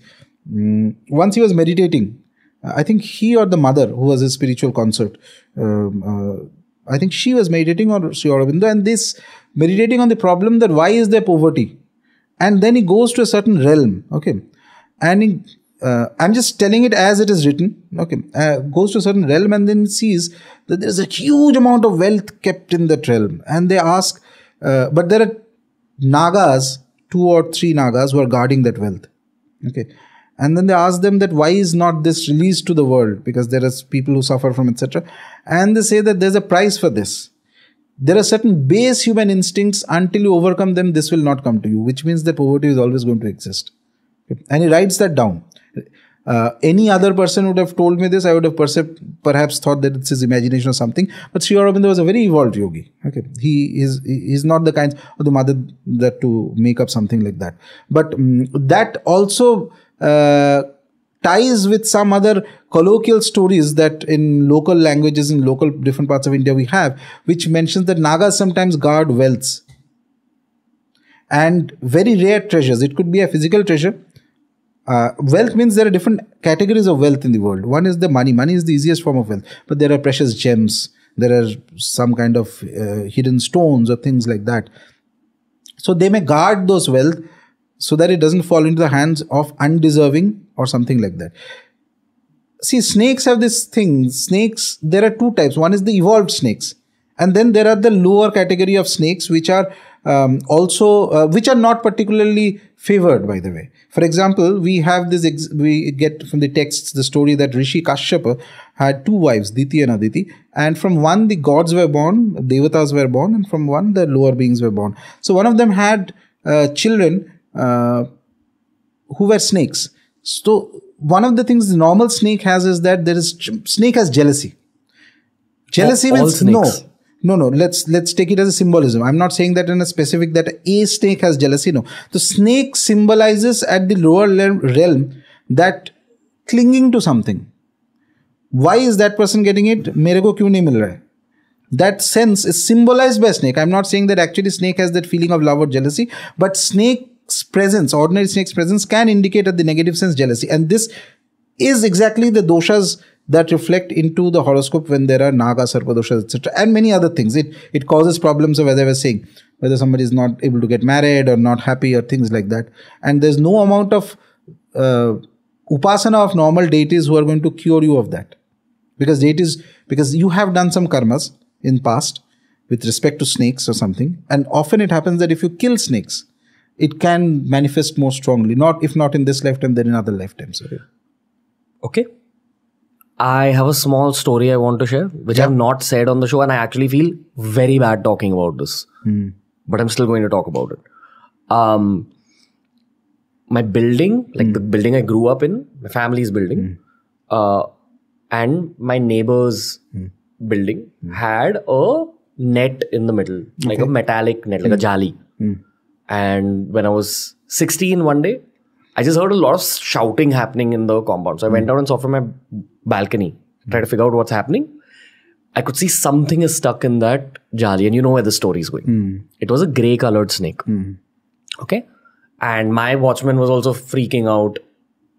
And he was a calm guy usually. You know, he's a gardener. He was very in sync with nature. But I saw him freaking out for the first time. I saw people collecting around these 2 buildings. And this one gentleman came in, caught the snake with a stick, and I was excited. So I went down to see what's happening. But I'm just a 16-year-old observing this. Right. First of all, I felt damn weird that in 16 years I'd never even seen a snake in my life. This is the first snake I saw. I'm curious to see what he's doing with the stick. He kind of wrapped it around the stick, trapped it, poured kerosene and burnt the snake in front of everyone. It's terrible. And I remember how that snake was wincing when it was being burnt. And I knew that some dark energy was surrounding everyone who was viewing that snake be burnt, including myself. But I was 16, wasn't even confident enough to have a conversation with a stranger. I didn't know what to do. Do you think me being a part of that snake being burnt had an effect? That will be a minor effect in the sense because you empathize with which is normal with that creature, and but the individual who does it will definitely specifically harming snakes is more or less problematic. If not right then, definitely you'll have to have some strong repercussions. See, this is the interesting thing. We say generally that harming anything is bad, but it depends on what exactly it is. Which means every entity, every being, every living, non-living or animate thing has its own Shakti. The Shakti that a snake has is very different from more or less every other animal. Harming snakes, specifically snakes that have poison, is an invitation for troubles. And if there are certain combinations in the horoscope, they trigger those combinations immediately. After that, life is going to go for a toss. All things that you go will have repercussions in their way. So, snakes are sort of, it's not that, see, snakes are very individualistic creatures, by the way. The other thing is that it's not to be something they're not in the sense that they're not friends. A snake is not a dog, by the way. A dog is very friendly, can be very friendly. I'm saying even cats perhaps. Okay, I don't have any with cats, but I'm just saying. And dog being Bhairav Baba's Vahan is even more interesting. But snakes are not your friends. They're like super introverts. It's not like I have a pet snake and it doesn't care about you. Let it be happy in its own way. Okay, that is what is important. Harming snakes has repercussions. I believe that it's not a good thing to do, but I don't think that you have personally should be worried about that, because you were not directly involved in causing anything, and there were other people also, and you were just 16. So don't suffer from the guilt of it. Whatever negative feeling you had at that moment, and I can completely understand when you are describing it, take it as it is past. It's not your fault. But what was the symbolism of Maya throwing up that incident to me? Was it for this conversation? I don't know. So these, if you have to analyze these, you have to analyze what happened in your life after that, in the next 6 months, 1 year, how did it go, etc. So it's like perhaps a little too late to have this self-analysis at the moment, but more or less specifically when you evolve more spiritually, you see that everything that you see or you experience or you meet, there are certain indications that will come in your life around whether it was a positive thing or negative thing or etc. Things like that. But I believe that you should not hold a guilt feeling because of it, because obviously you were not responsible for it. You were just 16. But yeah, it's not a good idea to harm snakes, specifically if the snake is poisonous. Even more reason, don't be too with it. Like a lot of people, it's their mentality, I suppose. They feel that it's very nice to have a snake and display and take photos and all that. Snake doesn't enjoy it. You may be enjoying it, snake is not enjoying it. Okay, so let it be as it is in its natural setting. Don't disturb it. Don't go ahead and unnecessarily poke it. And if you find a snake coming into your territory and all that, so call the animal control or whatever and put it into wherever it has to be put, instead of killing it and all that, because killing snakes will trigger certain repercussions, if not now, then at the right time. And that's guaranteed. Yeah. It's a very heavy format of karma. Why do you think of all animals the snake is considered representative of the Kundalini Shakti? You tell me. That is because it's like if you look at the original diagrams of Kundalini, so it's like they're described as a coiled snake, 3.5 coils at the Muladhara, and then it starts rising up. And when it fully manifests, it's like a snake with its hood open. Okay, so snakes are this very interesting creatures, of which the Nagas and all who are there of the same. It's like humans, for example. There are humans who are very spiritual, very advanced, and then there are humans who are extremely diabolical and very malefic types. Both are possible in the same species, right? So snakes are like that. There could be very highly evolved snakes, and then there could be very lower snakes. And we see this example in, as I was saying, Rishi Kashyap's wife. So one of his wives, she gave birth to a lot of snakes, and the snakes were extremely jealous types. Okay, but one of them is also the Shesh Naga.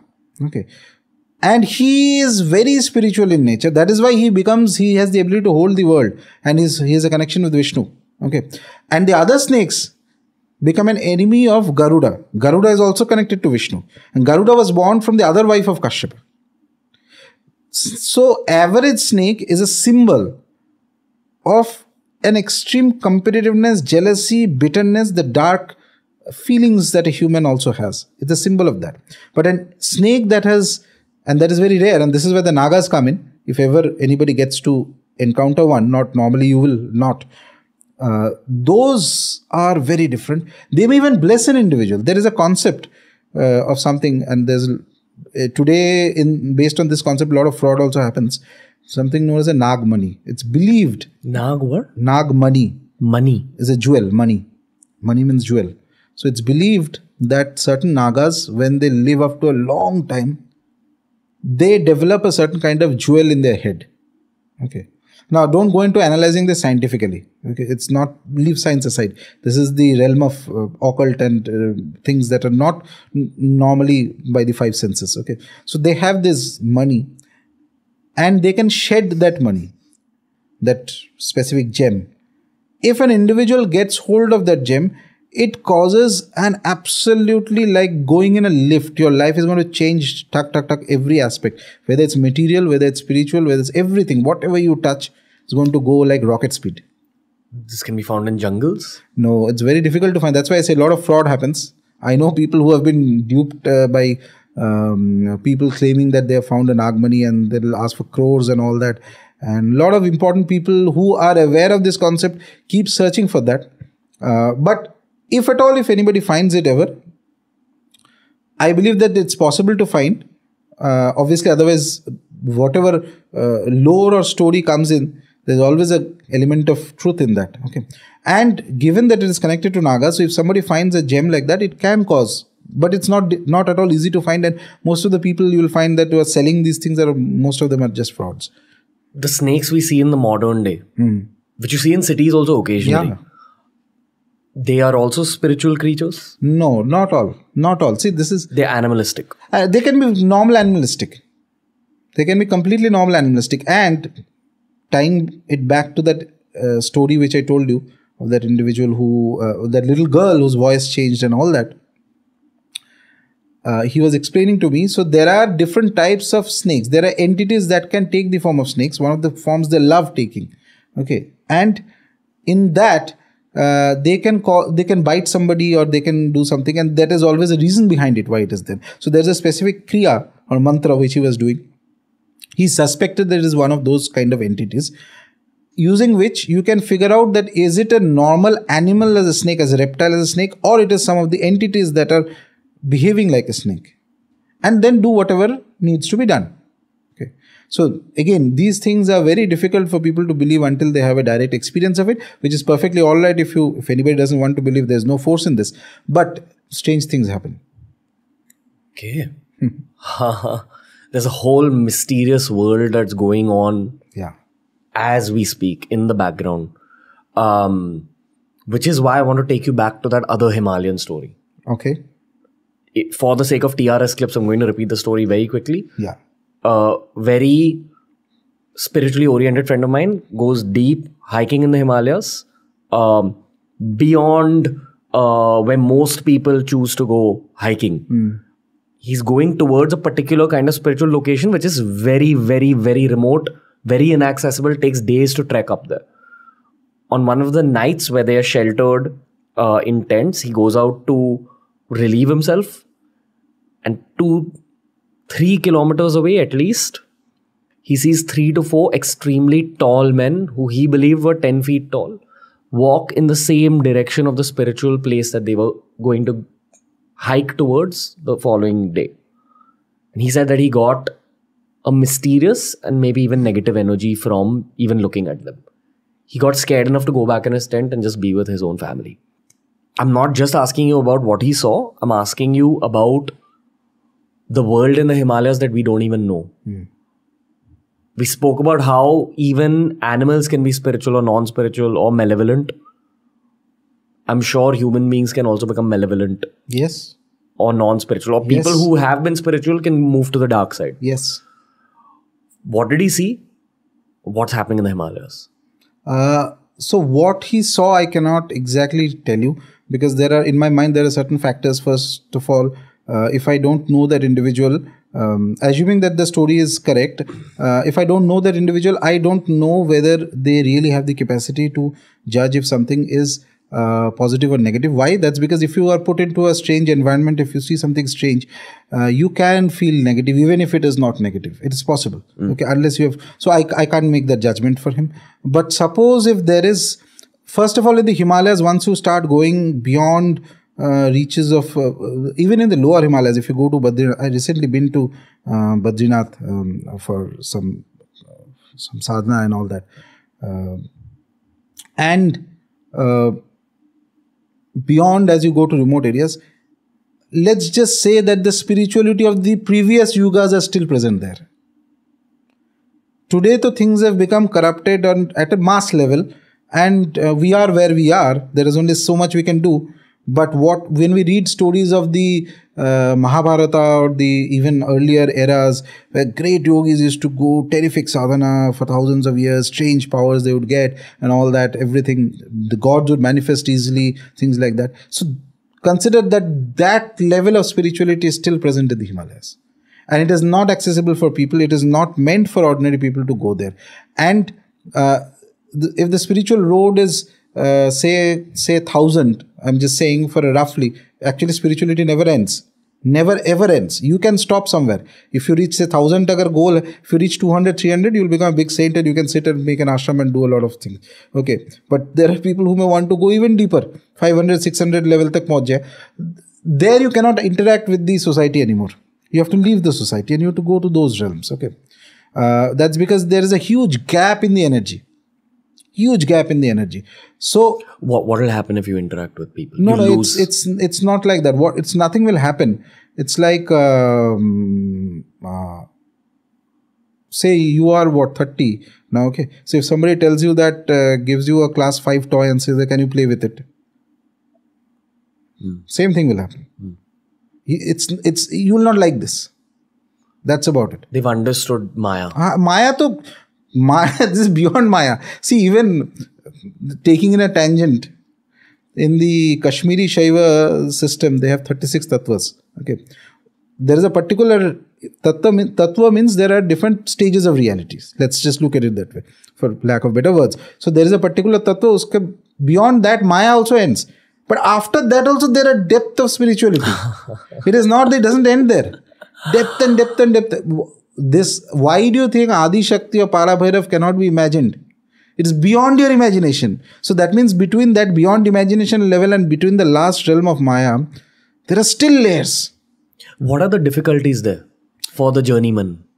There. At that level, what's the challenge? That level things function very differently. It is not like us. The Maya and all that is left behind long back. Okay, you have transcended there. You follow. Actually, there is something known as the yogis, Nath yogis and all used to believe. The word called Adesh. Adesh is command. A lot of people use it today, just like that, ki Adesh mil raha, Adesh mil.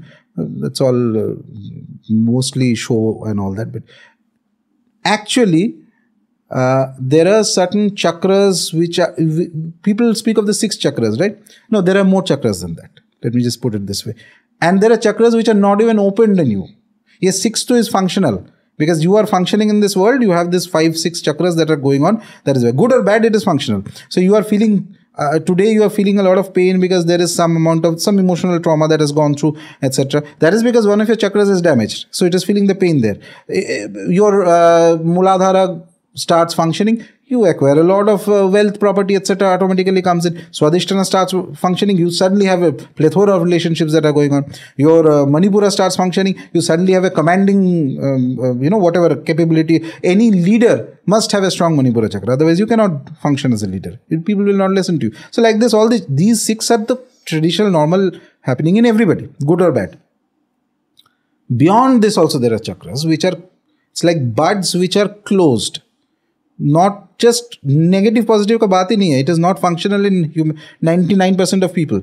Through the power of Kundalini and Shakti, through the Upasana Devatas, if somebody reaches that realm, it's very rare, you can pass Shakti through those chakras and they will start activating. And once they activate, there is one specific chakra, then you will start getting an Adesh, which is a command. Command from whom? That is when you are at the realm where you attain a divine Guru. Guru hai. They may not be here. They are not interested in the ordinary person. Okay. Those are like, they will then, through that, they will give you an instruction ki ye karna hai, aise karna, waise karna. So in the higher realms, in the highest of realms, the conception of time changes completely.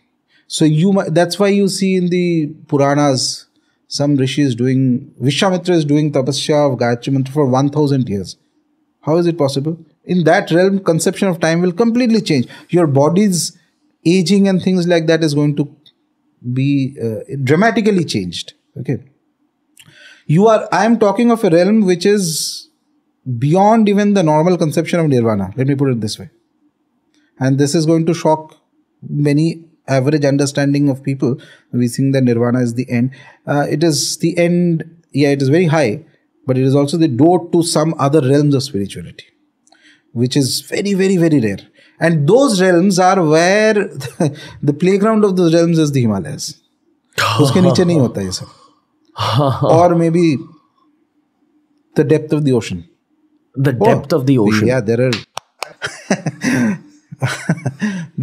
So that is it's very difficult to describe those things in normal terminology. It's very difficult. It's like a person who has not read. Suppose you are learning. Kid is learning in class 3-4 addition subtraction. Suddenly you tell him there's something called a negative number. He'll freak out. Wow, negative number kahan se aa gaya? Positive number khatam nahi ho raha hai, to negative kahan se aa? It's something like that. It's so obtuse. And it's not even, and again I repeat, it's not meant for ordinary, it's not needed for ordinary people. And I'm pretty damn sure that a lot of people who will hear this will completely misunderstand this. And they will start thinking for tomorrow कि मेरे को भी ये सब हो रहा है. मेरे को depth of the ocean मिला. I'm just guessing from the emails that I get. Okay, बहुत सारा चीज हो रहा है. So either you will be completely in denial कि ये बकवास है, which is okay, fine, I'm happy with that. Okay, and problematic is that no, मेरे साथ भी हो रहा है ये सब चीज. ठीक है, मैं घर पे ये सुन रहा हूँ. Anyway, wow. I have had so many emails from Kalki avatars. The fate of the world is dependent on me, and so like that. Just they're all real what I'm saying, but yeah, that depth of spirituality is something completely different. And Shiva and Bhairava and all this, they are beyond that depth. Wow. They are beyond that depth. Can you imagine what degree of subtlety that is? Our normal conception is nirvana tak theek hai, uske upar bhi jata hai. There is a particular stage till which you can reach in the last 5 of the tattvas, and that is, see, in Shankhya philosophy, that's one of the 6 philosophies. There are 24 tattvas, okay, and that is taken in Vedanta and other branches of philosophy, in the Hindu philosophy, Dharma philosophy. So 24 is the final. Kashmiri Shaiva Upasakas, and I revere them very highly because they did tremendous work on the philosophy of Bhairava. Because I like Bhairav Baba, so I like reading them for my own purposes. I'm not a scholar, let me be very clear. Okay, neither an academic nor scholar, nothing. So they added that 24 is not enough. We need 36 tattvas. 24 tattvas tak, your Maya and all that is fine. Your Nirvana aa gaya. Uske baad, how do you determine? What happens there? See, you have a glass of water, and there is water in the ocean. Scientifically, both of them are H2O. Okay, a little bit composition mein thoda idhar udhar hoga, but more or less H2O hai. So water. So are these two same? Same, but not same. An ocean can hold an ecosystem. It can cause tsunami, tornado, whatever it is. Okay, ocean, ships fly in it. There are fishes, this, that. So many depths, hardly people know. What is the difference? The difference is Shakti. And at the higher realms and higher realms, it is the difference in Shakti that makes all the difference eventually. And there is a particular, after this 24 tattvas, there's a realm, Shuddha Vidya it is called, the pure realm, where there are mantras, all these 7 crore mantras that Shiva gave out to the world, and told them that you help people. Those who serve the mantra, when you are chanting a mantra, you are doing seva to the mantra. You're charging it also. Look at it this way, you're doing seva to the mantra, like you do seva to a guru. And it is going to guide you. There is a Shakti inherent in the mantra. The Shakti of the mantra, when we sit and do Nyasa, Shakti of the mantra is in the leg. Leg means movement. It is going to cause some movement in your life, whether you like it or not. And this is done by the authority of Shiva. He has charged these mantras of all deities and given it to the world in that realm. Whoever follows the rules and does japa of the mantra, he is doing seva to the mantra. And the mantra in turn will give him something. It will guide his path. That becomes like a guru. Why does a guru is very important in the physical realm? Most people need a physical guru because most people are most people, which is fine completely. But at a very high level, you can have a non-physical entity as a guru. Only thing is that, and this question comes to me often, that why can't we have a devata as a guru? Few people can have, but most people cannot have. Why? Because the deity is not going to respond to your whims and fancies. See, my physical gurus are very fantastic. I need something, I can go and just sit and finally they are human beings. So with a human guru, you have the advantage that there is a human component involved. Okay, but for an inanimate, non-physical guru, let's put it this way, not inanimate, sorry, inanimate is the wrong word, non-physical guru, like a deity, etc. Their dealing is very different. They are not going to jump around by your whims and fancies. You cannot fool them so easily. You cannot do buttering up to them. Okay, wo sab nahi chalta hai. So that realm, what happens is that after that, those last, as I was saying, the last 5 tattvas, when somebody reaches that realm, the mantras are there. Then beyond the mantras, there is Shiva, there is a lot of other things. There's Sadashiva. Okay. In fact, if you look at the iconography of Ma Kali, Dakshina Kali, or if you look at the iconography of Tripur Sundari, one of the most powerful deities, goddesses. So we'll speak about it sometime. But if you look at her iconography, you will see that she's there are 4 beings holding up a throne. Those are Ishwaras. So in the normal conception, we consider Ishvara to be the ultimate. Here, Ishwaras are Brahma, Vishnu, Rudra, and Ishvara, another entity. Okay, these 4 have the Ishwar Tattva. That means they are like gods, Ishvara, all powerful. With our conception of God is what? When we simplified, okay, there is this great being in the world who can create, destroy, very powerful, etc. That is Ishvara.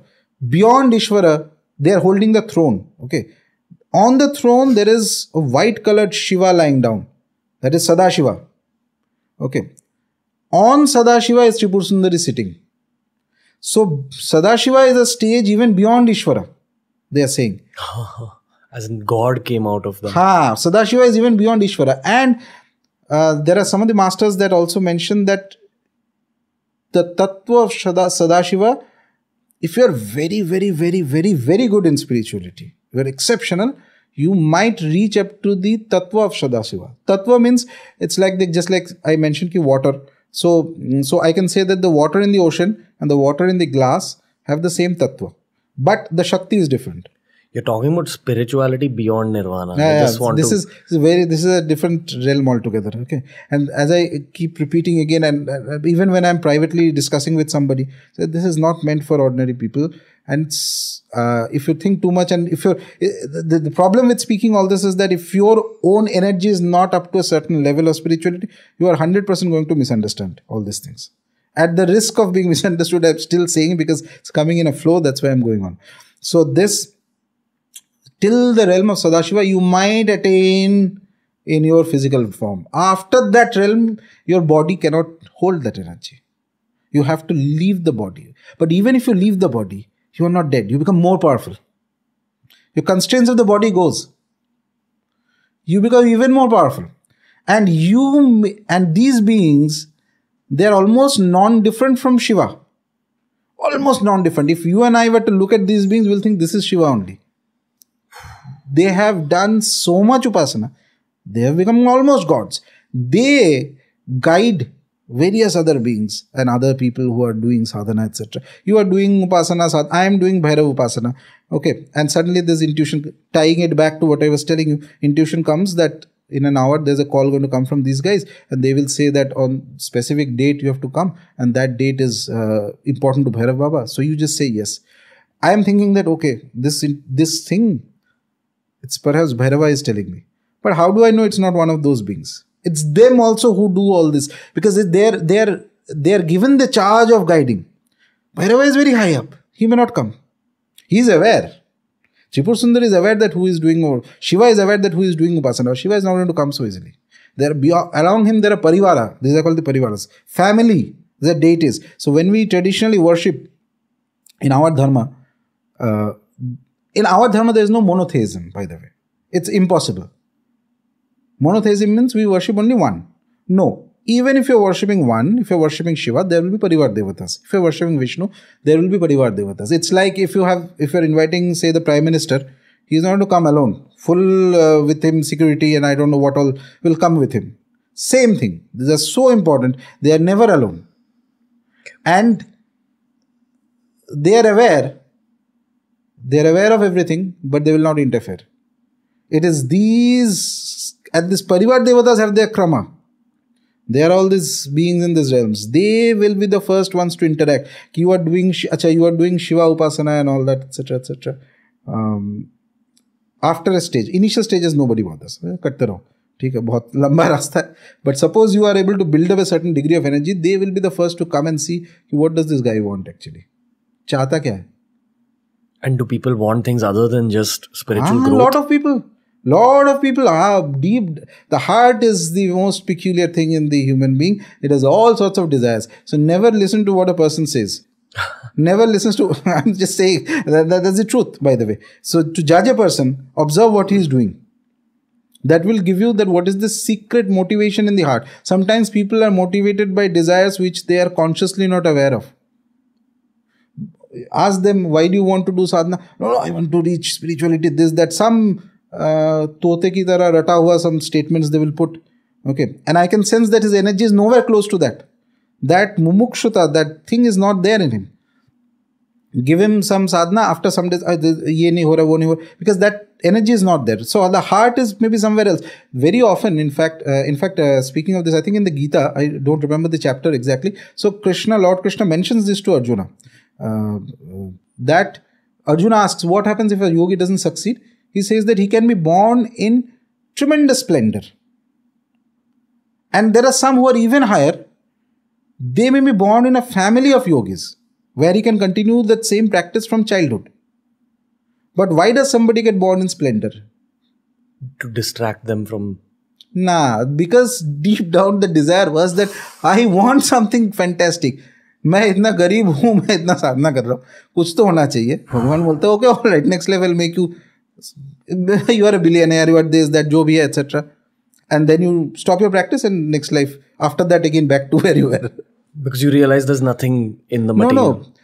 You may not realize also, no, material has its own charm. Once you enter there are so many people I see, I will not name them, famous people, and I see and I completely feel that ye banda jo hai, isne in past life he has done practices, and because of those practices he's getting all this benefits, and material has its own pull. Maya is very strong, and you don't do any other practice now. Kuch nahi karte ho. Normal, you are running after, you're making money or whatever you're doing, etc., etc. Fantastic, very good. Enjoy this life. Next life you'll be back to where you were before. Wapas aa gaya. Or you may go even bad, because if you misuse, if you don't have that basic conscience of right and wrong, and you indulge in really negative things, then you'll fall even worse. Do you see elements of their sage-like nature in what work they're doing? Some small things. When I try to observe a person, there are a few things. The words are the last thing I see. I don't care about what a person is saying, because that is the last thing. Because words are where you can lie. Okay. Everybody can say many good things, but observe small things. You will see if you practice eventually. First is the structure. From the structure you can get some understanding. From the physical body? Physical body. Really? Absolutely. Ramakrishna Paramahamsa was perhaps the greatest Kali Upasaka of the last 200 years. We Bengalis call him Thakur. Whenever a person would come to him for spirituality, he would judge, for taking initiation or something like that for guidance, he would judge them very minutely. So one of the judgments he would do is that he would look at the physical structure of the person, weigh his hands. The weight of the hand from here to here will tell you what type, if at all you can be spiritual, and what is the right path for you. See, I told you spirituality is a huge tree. If you go in the wrong path also, you will not work. Right path. If you're meant to be highly spiritual, your body will have lakshanas in it. Lakshanas means signs in it. Not for ordinary people to understand, but jisko samajhna hai, wo samajh jayega. Because your body should be able to sustain that energy. Otherwise, you are not born in that body. If you are meant to enjoy material things, you will be enjoying in a body that is fit for material things. Nature is very beautiful. This orchestra, once you start understanding, it's amazing. You will be, it's a natural sense of gratitude will come towards nature, who is Mahamaya, who is Adi Shakti, who is everything. For me, who is Ma Kamakhya. I've spoken so much without taking her name. Ma Kamakhya. She's all. It's a beautiful play. It's a beautiful play. And you feel natural sense of gratitude. And this is bhakti, ahetuka bhakti. Causeless. You don't want anything. You just, what have you done? Okay. Amazing. Do you want to talk about the depths of the ocean? Now, depths of the ocean. So there is a certain realm where Mahasiddhas come. Mahasiddhas means they are considered that those are people who have gone beyond the conception of nirvana, normal idea of nirvana, as I was saying, the higher realms. So they can very, very high stages of sadhana. You mean they've probably lived out human lifetimes, done their spiritual practices, gone beyond nirvana, gone beyond even possibly that spiritual goal in the astral world, whatever happens beyond moksha and nirvana, and then come back to this realm? There are two ways of looking at it, by the way. So traditionally the term moksha means, the word moksha has undergone changes in its meaning over last 2000, 3000 years. Okay. So more or less what we consider moksha today is that it is an extinction of your life. So you are out of the system. It's like a video game. Chal raha hai. Moksha means ab bahut ho gaya. Main abhi computer band karke ja raha hu. Okay. But you cannot run away so easily because there's maya and there is karma and there's various things. And you are suffering also. You are playing the game and you are losing. But you can't run away from the game. That's what life is, sort of, for most people. Okay. Moksha is that somehow or the other you find a way to end the game, switch it off and get out of the seat and go out and enjoy nature and whatever else. Ye moksha hai. Basically you're out of the system. So how do you do that? In nirvana, what we'll consider as nirvana, it is possible to extinguish oneself completely. Finish ho gaya, you're out of the system. That is what happens for 90% of the people who attain nirvana. Not even 90, let's put it 98.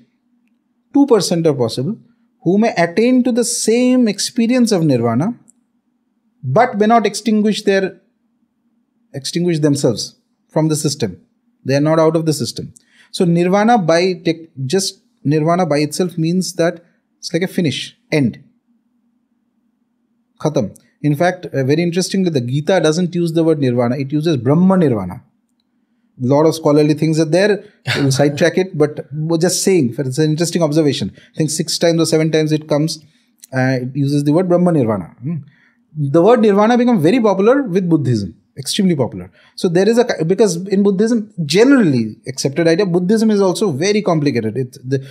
I'm not talking about the general idea, but general idea is that there is a nirvana and because everything is shunya, at the end there is no atma, anatma and all that, etc. is there, nirvana. The finish of this story gets over. But you can enter into the state of nirvana and yet not finish yourself. By the way, nirvana cannot be attained so long as you have a normal ego. We function from the ego.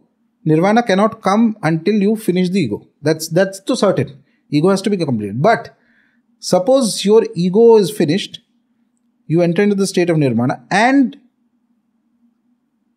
some other ego is entered into you of something very higher. So what happens? Ego is the root of an individual, is the fulcrum of an average individual. You are an individual because you have an ego. And ego doesn't mean the arrogance or the pride, which we normally call in the English term. No, ego means something, it's like the asmita, your sense of I-ness. Who are you? You are going on the road, somebody says Ranveer, I am going on the road, somebody says Rajarshi, automatically my head will turn. This is your ego, because you are attached to your name, you are attached to your family, you are attached to your identity, you are attached to your father, mother, girlfriend, wife, husband, jo bhi hai, pura. Ye pura maya ka fulcrum is ego. And it is good. It is not always bad. Without the ego, you will be dysfunctional. You will either end up, if you don't have spiritual depth and suddenly your ego goes away, you will end up straight into a mental hospital. You will not be able to handle the world at all. Individualization has been created by nature, so you become functional in a way. But the spiritual goal is you transcend the ego. Okay. Because this ego also individualizes you. You cannot so easily connect to the higher realms. So when somebody is entered into the state of nirvana, ego will not be there. And that is why once the ego is not there, as I said, if you don't have spiritual depth, you end up in a sort of mental wreck and all that. Suppose you enter into an extinction. Nirvana is extinction. Khatam ho gaya sab kuch. Okay, ego is also done. Sab khatam ho gaya. तो उसके बाद 98% of the people don't have any business with the world. You are out. You don't have to take birth also. Finish. But the 2%, in that case, the ego your human ego is gone. There may be an identity of a deity or something higher that can enter into you. In that case, you are not going to go away. And that is going to happen only if nature has a plan for you. तुमसे कुछ करवाना चाहता है nature. Because nature is higher than everybody. Okay? Nature is higher than everybody. And then you go into these realms. By that time, your normal Maya and all that is finished. So you're in an astral body when you're at the depths Not even of the astral. ocean. It is very complicated to explain. It's beyond. See, there are generally speaking, there are three realms in which we function. Okay, one is the physical body realm. Okay, the other is the vital realm. Vital is where you have the emotions and all this. The whole emotional package is vital. Your power is vital. Fear is vital. Lack of fear, courage is vital. Beauty is vital. Everything is vital. Okay, all these things. It's very powerful because from the vital realm, so many things have come. Art, culture, etc. Our life is mostly vital. Uske baad, there is the purely mental realm. Mental means where the mind, as it is, without emotions. Okay. The highest realm of the mind, this, when we say the Bhu, Bhuvaswa, the three things, these are the three realms actually, translated. So, average, every individual is functioning through these realms. Swa, the last of the mental realm, farthest reach of the mental realm is where there is this, look at it this way, that thing called nirvana. You transcend that and go to what is beyond that stage, then there are totally different things. And it is very difficult to describe. It's not even physical. It's not your astral, what we call astral, by the way, is the subtle form of the vital realm. Ye itna niche hai. Understood. And these things are not even written in texts easily. Because again, it's beyond words. Because it's very difficult to describe. Yeah, actually it's beyond words. Okay. I want to ask you the shark and whale version of the snake conversation that we had. Marine life. Okay. Especially whales or dolphins, which we know are slightly more evolved creatures. I don't know. I'll be very honest. I have not studied them that much that I can form an opinion on them. But I do believe that all animals have certain innate spirituality. See, think about it this way. A question just popped in my head. Animals have a spirituality. Humans have a spirituality. What is the difference? We say that children are divine. Generally, all cultures will tell you that children are divine. If children are so divine, why do people grow up? If spirituality is the aim of life.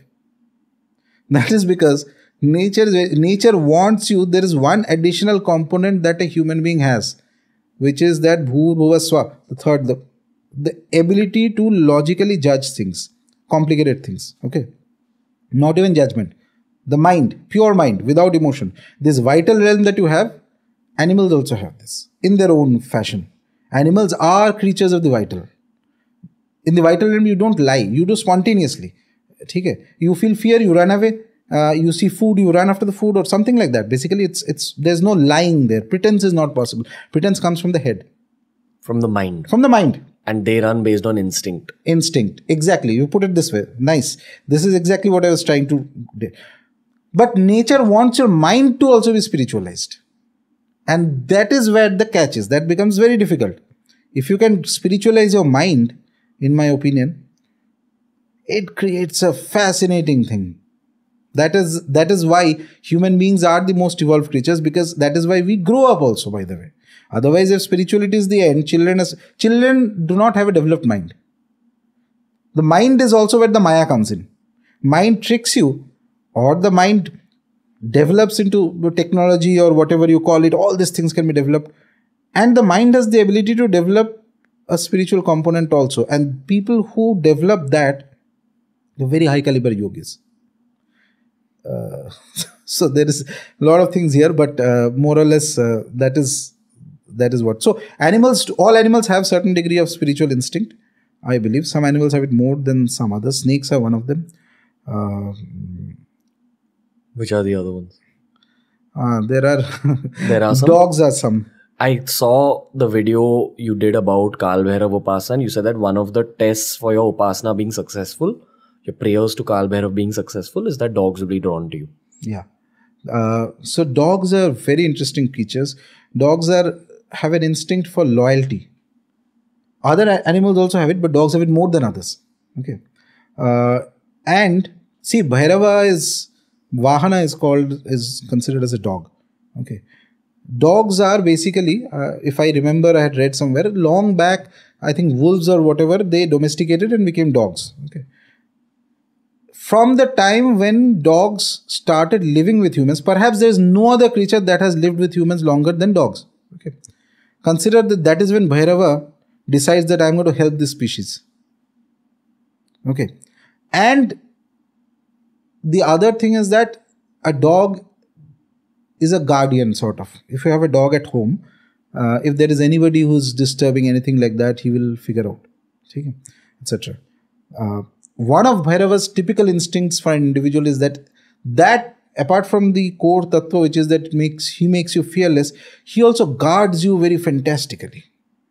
He guards you from, even if Bhairava's blessing is with an individual, if you are supposed to go down into some negative pitfall, etc., he is the one who can pull you out of it. And that's what I tell people, that Bhairava is the only deity who can pull you out of a nightclub and make you sit into a meditation room.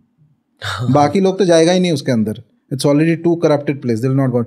He will go there. If he likes, he will pick you up from there. Even if you cry and do whatever, baitha dega tumhe meditation mein. He is the one who can do that. Okay. And I've seen that happening with people. So like dogs can guard, Bhairava guards his upasakas very strongly. Very strongly. Only thing is that you cannot lie to him. He is a god of truth. He hates lies. When you're saying you can't lie to him, I understand one, you're talking about the tantric rituals where if you've made promises, you got to follow them. No, not that. Oh. I'm saying something more fundamental, which means that when you are worshipping Bhairava, make it a point to sit calmly and tell him everything. And tell him everything means even your flaws. मैंने नहीं ये कर पाया. I tried this. If you're honest, he will help you. If you're dishonest, he detects dishonesty in 1 second. You don't have to tell the world, but you have to tell him clearly and without pretense. And that is very important. Without pretense. He doesn't like pretense. So if you can, to the world, you can pretend to be, and that is the one thing which most people don't do. To the world, they pretend that I've seen that they are great devotees of bhaktas. Bhakta is devotee, great devotees of this god. इतना मैं भजन कर रहा हूँ, ये कर रहा हूँ, वो कर रहा हूँ, फोटो डाल के सब कुछ चल रहा है. And when they come in front of the deity, they pretend that they are great sadhaks. ठीक है, साधक means one who is doing lot of practices and yoga कर रहा है, ये कर रहा है.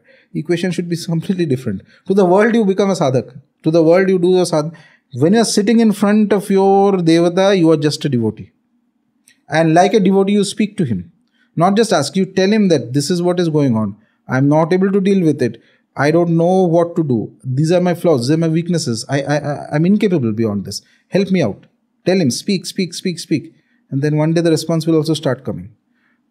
Honesty is very important in Bhairava Upasana. And I personally, in this context, I have guided a lot of people into basic Bhairava sadhana in my life. Not complicated, basic ones. Including me. But go on. This is a lot of Bhairava sadhana. I believe that in the coming years and decades, it's very good to do Bhairava Upasana. A lot of the problems that we face as a country, as a civilization, is also due to the neglect of Bhairava Upasana at a certain level. See, Bhairava is the guardian of spaces. He is known as Kshetrapala. One of his names is. Kshetra means an area. He guards that area. Exactly like a dog is going to guard you if you have a friendship with a dog. Our country is a divine Kshetra. Whole country. So what have we actually seen? We have seen a partition, a very bloody partition of our land. What used to be at one point, part of it is gone, etc. So basically your borders have been rearranged. The Kshetra has been disturbed. A Kshetra can be disturbed when the Lord who guards the Kshetra has not been invoked properly. Not been pleased? Not been invoked and pleased and whatever. way you look at it. So that's my way of looking at it. Many of the, and even today, all the borders have problems, whether it's the Punjab side border or Kashmir or whatever, etc., have problems, etc. And this lack of Bhairav Upasana, by the way, started not just now, many centuries ago, when there are various invasions happened and knowledge systems were lost. So today the conception of Bhairava for average people is that, oh, koi gaon ka kuch devata hai, ye hai, wo hai, etc., some dark energy. Nothing of that sort. He is the most spiritual one. If you allow Baba to rule your life, he's going to make you completely spiritual. Okay, and he will make you fearless, and he will take you beyond your own deficiencies and things like that. And I've seen he responds very fast, by the way.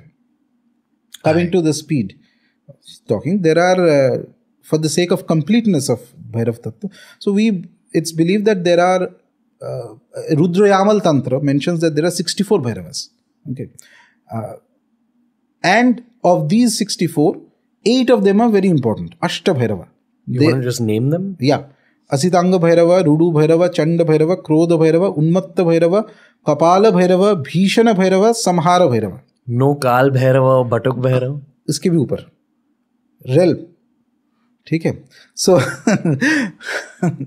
as I said, we are never one. With one there are many always.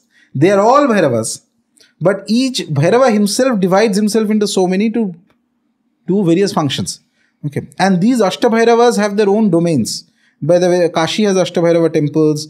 I think Almora has Ashtabhairava. I had been to the Ashtabhairava temple last month in Almora, visited there for certain sadhanas. Beyond the 8 Bhairavas, they are also guardians of certain directions and certain particular kinds of things. Okay, so for example, Asitanga Bhairava, if somebody gets the blessing of that, he will have exceptional knowledge. Multiple fields, exceptional knowledge. He'll stand out, his knowledge will stand out. Then there is, so Samhara Bhairava, for example, if there is a problem with respect to spirits or something negative, then he can be invoked, he will relieve that problem, etc. So beyond Ashtabhairava, there is Kala Bhairava. Above. Kala Bhairava is basically, we find the story of Kala Bhairava from the Shiva Purana. How does he emerge? First, through Shiva's anger. So there is, the story is there that Brahmaji and Vishnu, they are having a conversation, and this story appears in multiple Puranas with slight changes. More or less the gist of it is that they are having a conversation, who is greater. Okay, then Shiva appears and Brahma says that, oh, you are to my, you are younger than me and all that, because Brahma is the creator of everything, etc. That means automatically I am more powerful, and some disparaging statements he makes on Shiva. Shiva gets angry, and from his anger, Kal Bhairava comes out. Kal Bhairava uses the nail, I think, left hand little finger nail, and he cuts off Brahma's one head. Okay. Moment he does that, Brahma comes back to his senses. He says, no, you are Ishvara. Mera aukat nahi hai. And that head of Brahma sticks in his hand. Achha, very interestingly, when the section of Kala Bhairava comes in actually, the Shiva Purana says that there is no difference between Shiva and Bhairava. It is the Maya of Shiva that makes you see that these two are different. So Bhairava is not a Shiva Gana. He is Shiva only. Only different look, for practical purposes, you may look at it this way, that Shiva is the calm one. When he becomes Aghora, when he becomes Rudra, when he becomes more aggressive, then he becomes Bhairava. Which for an average human being would mean like a more hustler version. Sort of. Like a more active. More active. And also there is a difference, another difference, which is not there in the Shastra. No, it's there. I mean, it's not spelled out in that way. Another thing is that Bhairava is more closer to our realm. Shiva is more transcendental. Okay.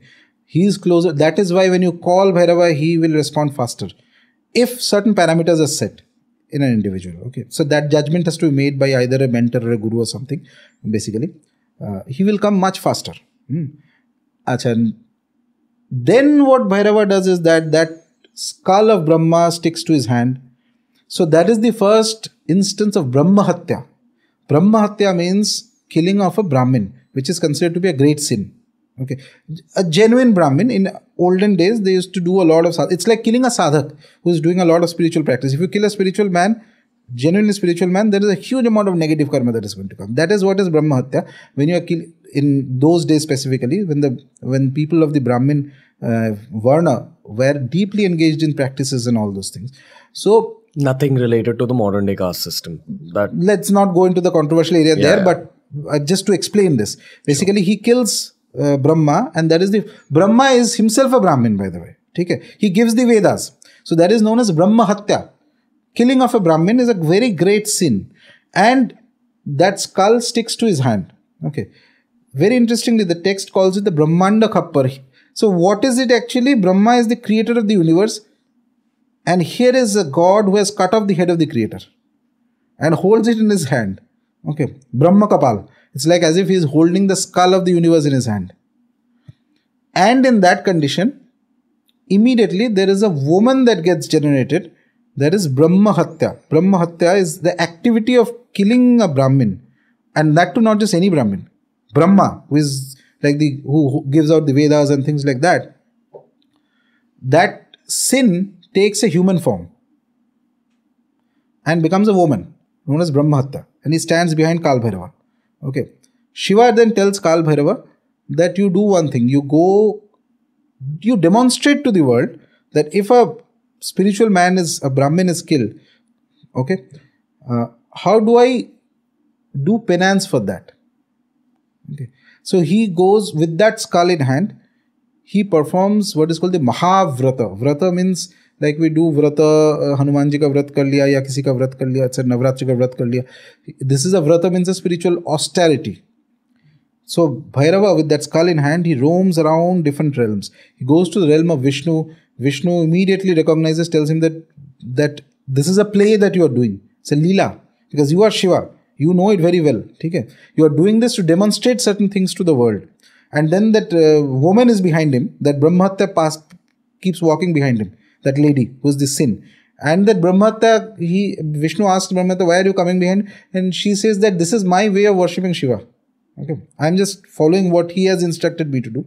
Finally, he keeps walking. He comes to Varanasi. In Varanasi, at a particular place, that skull falls from his hand. And he settles down there, Kashi.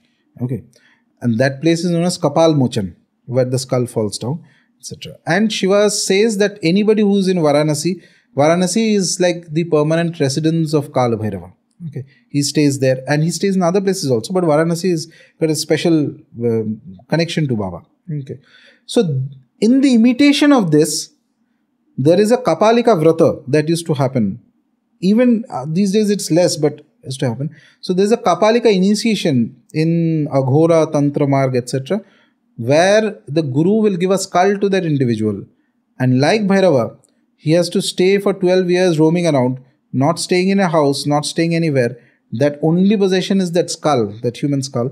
He goes around and he eats in that, he begs in that, and he doesn't stay in society. So at night you have to basically stay, whether it's a cremation ground or a forest or a lonely area. Okay, and you will survive this only if you have the blessings of Bhairava. After the 12 years you are made. You are divine. So this was called the Mahavrata. This is Kal Bhairava. Kal Bhairava, we see the first thing that we see in Kal Bhairava is that, see, if you analyze this, if you contemplate on this story, you will find that he starts with cutting Brahma's head. So there is the mainstream of sadhana, spirituality, okay, that is going on constantly. Here is a deity who is completely heterodox, not orthodox, opposite of orthodox. He cuts off that the one who gives the Vedas, cuts off one of his head, and then he does something that is considered as defiling. Because Kal, normal spirituality, if you go to a cremation ground, you should take a bath and all that, there's a good reason for it. All that.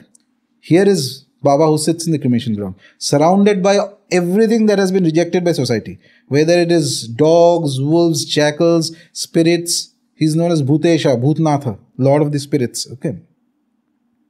He consumes alcohol, something that is completely barred in normal upasana, etc.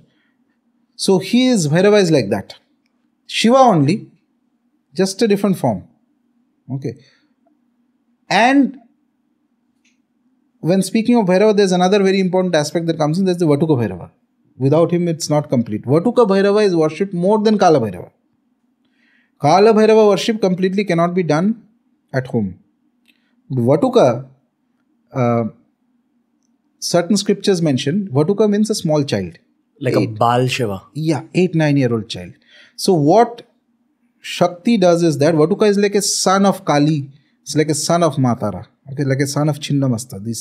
So there is this a child form is created who is given all kinds of powers in him.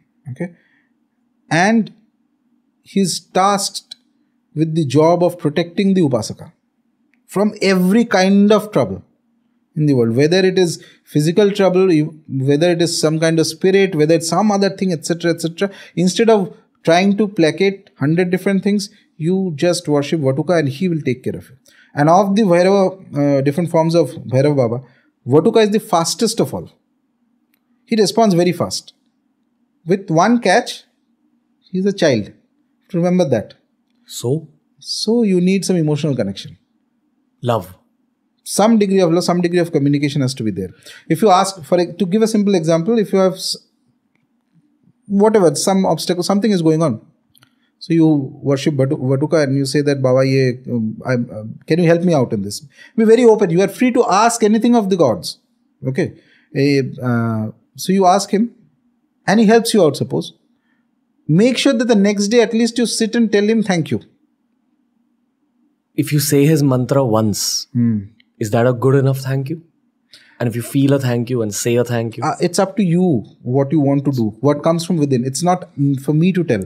Okay. I do Vishesh Pujas on specific tithis for him, and if needed, if there is some help that comes from him and I have asked for help, minimum to minimum next day morning I'll do 10 times his mantra.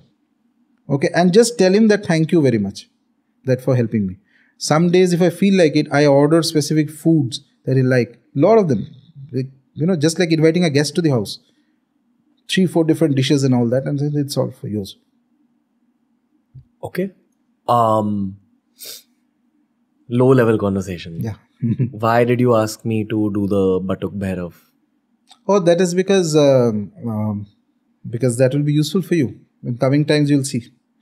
And also, generally, if I advise people into Bhairava sadhana, there is a certain Nama mantra of Bhairava, very simple.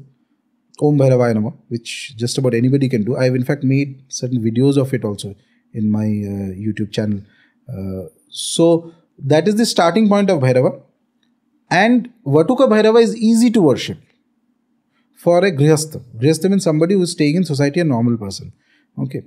Though the full realm of Bhairava Upasana cannot be done at home, but even if you succeed to 30 to 40%, that is good enough to make you spiritually powerful, as well as take care of your various material aspects. And this thing with Bhairava is if you develop trust on him, you will see that if in your life there's certain changes, both positive and negative, if something happens, then it is perhaps because at a later stage, a bigger problem was supposed to come. He is going to right away do the operation and, take you out of that. The breakup. I'm just saying. Like I did it and the breakup happened in 2 weeks. Like it was great relationship, just flipped. I'll not comment much on that, but yeah, Baba thanks, Rajarshi. No, I'm kidding. I can't tell you how grateful I am to you because I'm seeing what's happening in my life post the breakup also. He's wonderful. In last 20-30 years in India, 2 deity Upasana has increased tremendously. One is Vatuk Bhairava and one is Ma Baglamukhi. That's for another reason, different reason. Okay. Well, that's going to be in the Mata podcast that we will do. One last question in today's episode. Yeah. As I'm growing older, I'm realizing the power of mantras, and we've spoken about mantras on multiple episodes. So we don't have to kind of address the basics. This is kind of a more advanced mantric question. I don't know if that's the correct grammar. But why are there certain stronger words in tantric mantras like sham, sham, sham, phat, reem? Words that make you feel something. So these are Vija mantras. I think last time we talked about, just touched upon it, Vija mantras. So these mantras, How did they originate? So that's a difficult question, but let's assume that these were heard by rishis or the great masters who were the originators of the path, and each of them have a specific potency and power in them. For example, now after a certain level of sadhana is done, the rule is that you cannot utter the Vija mantra loud. After a certain level of sadhana is done. Okay.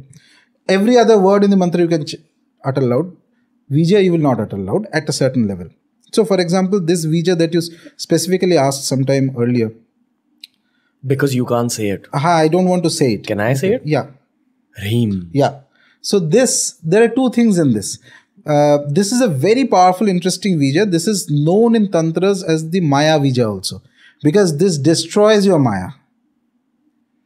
And gives you a vision which is beyond Maya if it gets fully activated. Okay. It has this potency. Tremendous potency. And there are certain sadhanas where only this Vija is doing, people do japa of this, nothing before, nothing after. This is in Tantras, this Vija is considered to be equivalent to the Omkara of the Vedic path. But it's also dangerous too. No, none of the Vijas are dangerous. There's nothing called dangerous. I ask you that because I have a friend who's experimental with mantras.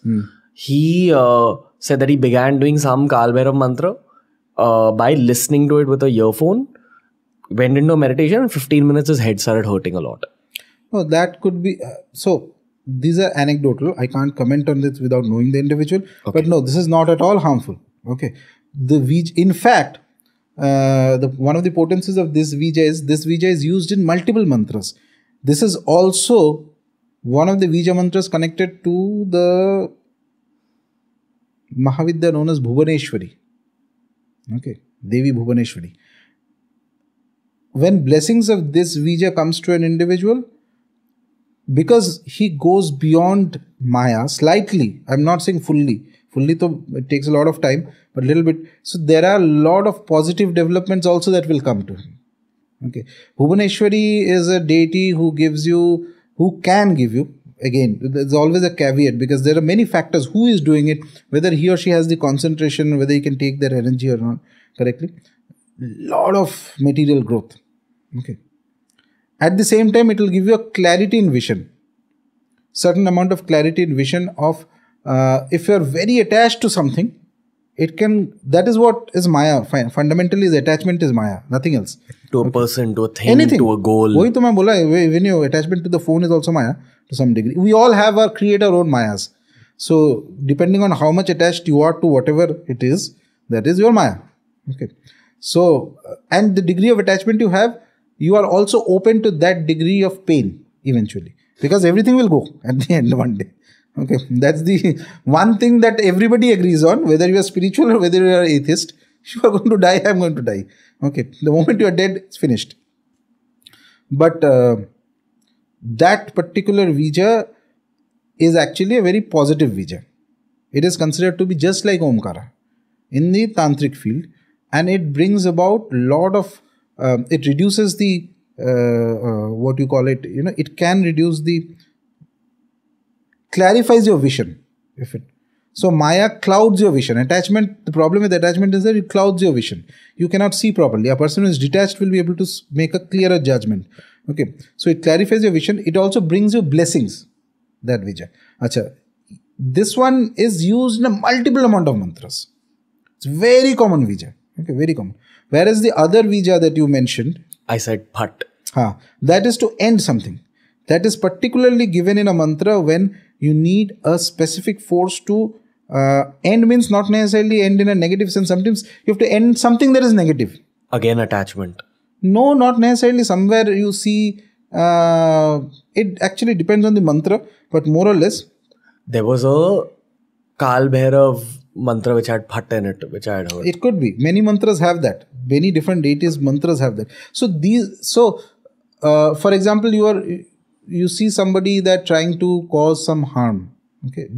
Directly you are seeing that somebody is trying to cause some harm. So you may use a mantra with this particular Vija that will work in a certain way to stop that person from causing harm. So this Vija is something to stop. Okay. But ठीक है और इसमें the pronunciation has to be PH, not F. Bhat. Ha, not fan. Because the fa pronunciation is not there in Sanskrit. Pa. Understood? Like this, there are innumerable vijas. In fact, one who is an expert in Mantra Shastra can create a vija also. You can create a vija of a person's name. Now, don't ask me to create a vija of your name, but I'm just saying. You can create a vija of a person's name. You can, if you're that good in Mantra Shastra, if you know something's name, technically you can access that thing's energy. Mantra Shastra that we have in our dharma is perhaps the most advanced. And I have had interactions, by the way, with people of in Western occult, little bit interactions. At one point, when I was not, my path was still not very deep here, still exploring. I used to have a lot of friends. I remember there was one occultist I knew from West. It's pretty good. And one of his very peculiar, interesting habits was that he used to go and search for haunted places, spend the night there. Okay. And he had weirdest experiences. He used to tell me.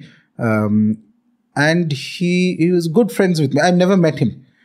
Never met him. Only online communication. And I knew few of them who had serious abilities also, by the way. So they could sit there and tell me what dress I'm wearing and what was I doing yesterday and what am I doing now and all that. Though they have never met me and nothing. They didn't even know my name, by the way, because I used to interact with them through a pseudonym or something like that.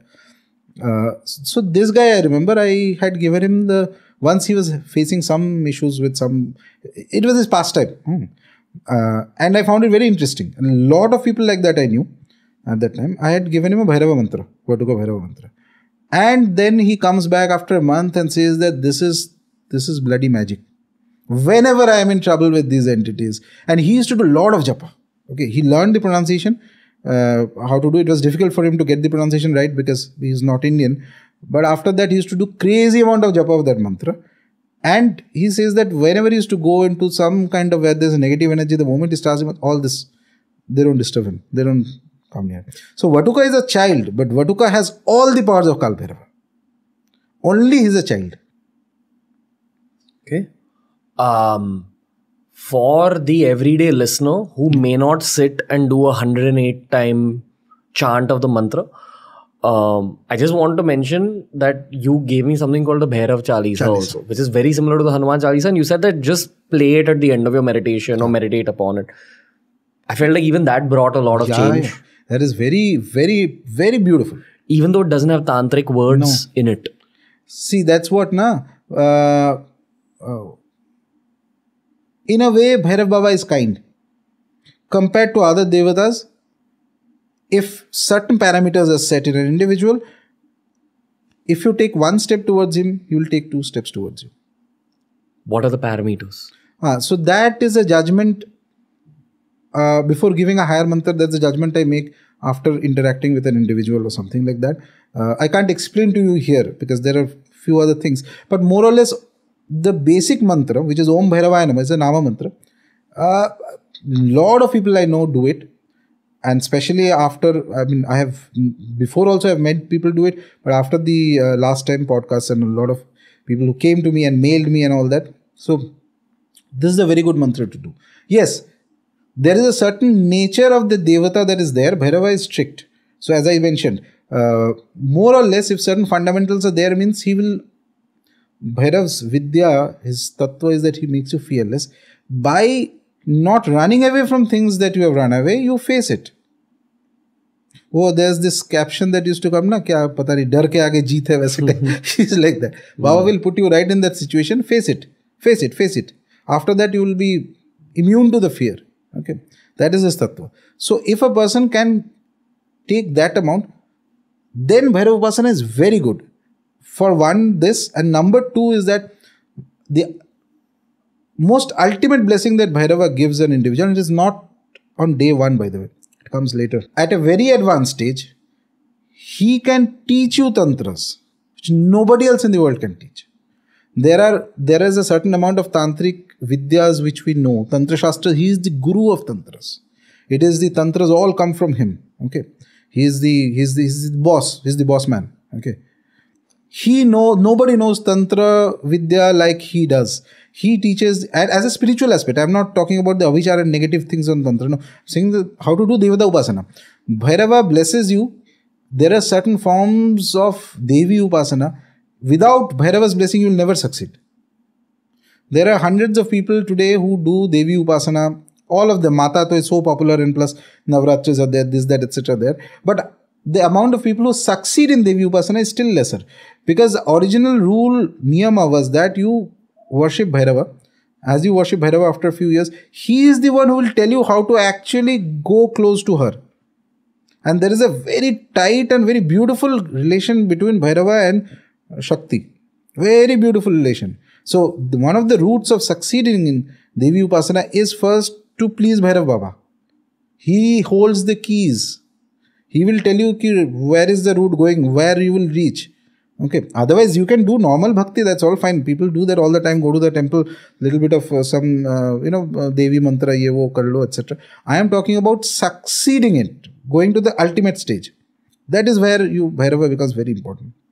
And as I mentioned also, on Ashtami Tithi specifically, me and there's a group of people whom I guide. So we do specific, on every Ashtami we do specific amount of japa of Bhairava. And that together we complete close to 2 lakh japas of Bhairava mantra on that one day with one sankalpa for the uplift of dharma. Okay. Generic sankalpa for uplift of dharma. And along with it we feed people and Annadanam, and there are specific pujas we get in Bhairav temples done, etc. So we've been doing that for quite some time now. So Ashtami Tithi specifically. The people who are connected and do this, they are people who have at least completed that simple mantra, Om Bhairavaya Namah, that japa at least 1 lakh. 1 lakh means 1000 malas, which takes few months.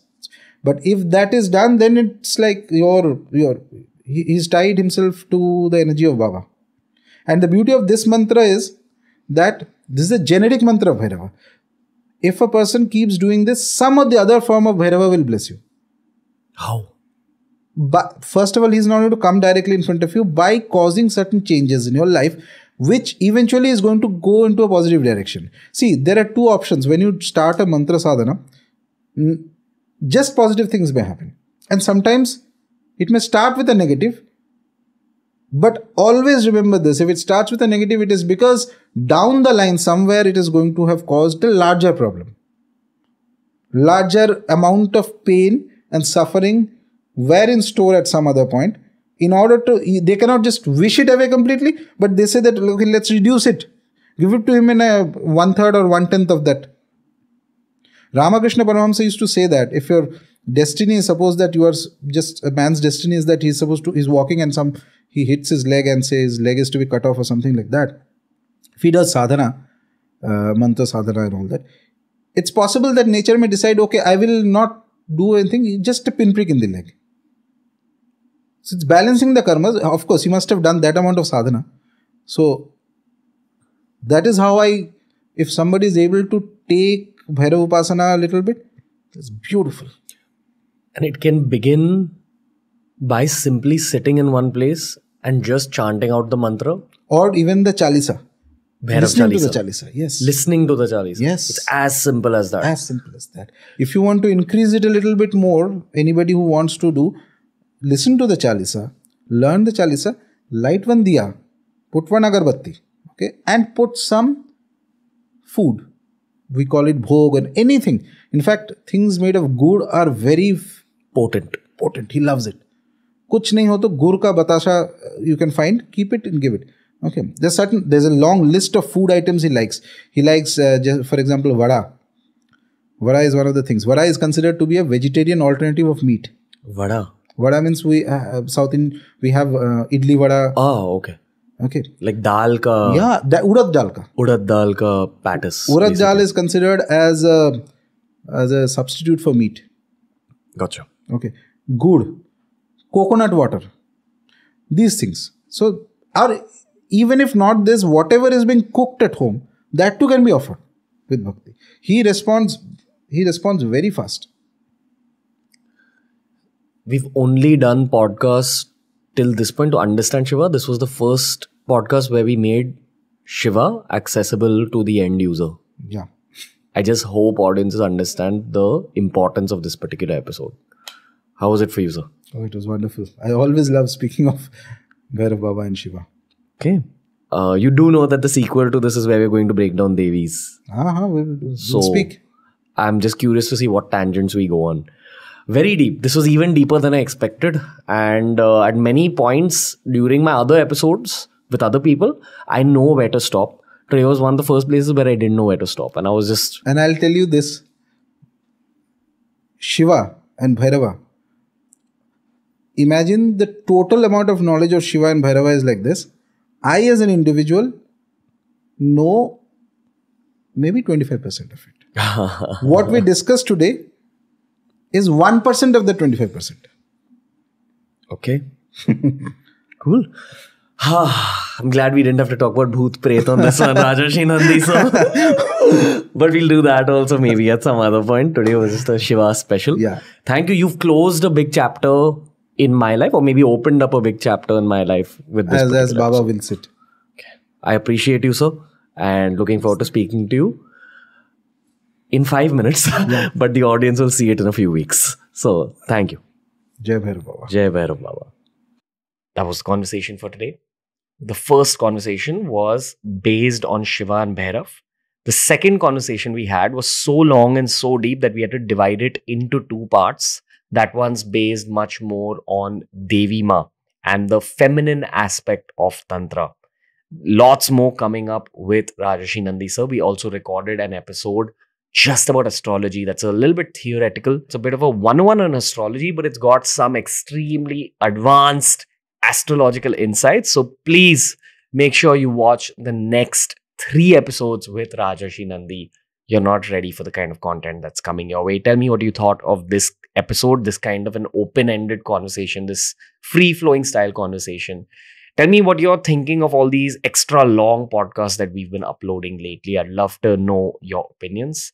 And until next time, guys, keep supporting TRS and Rajarshi Nandy sir.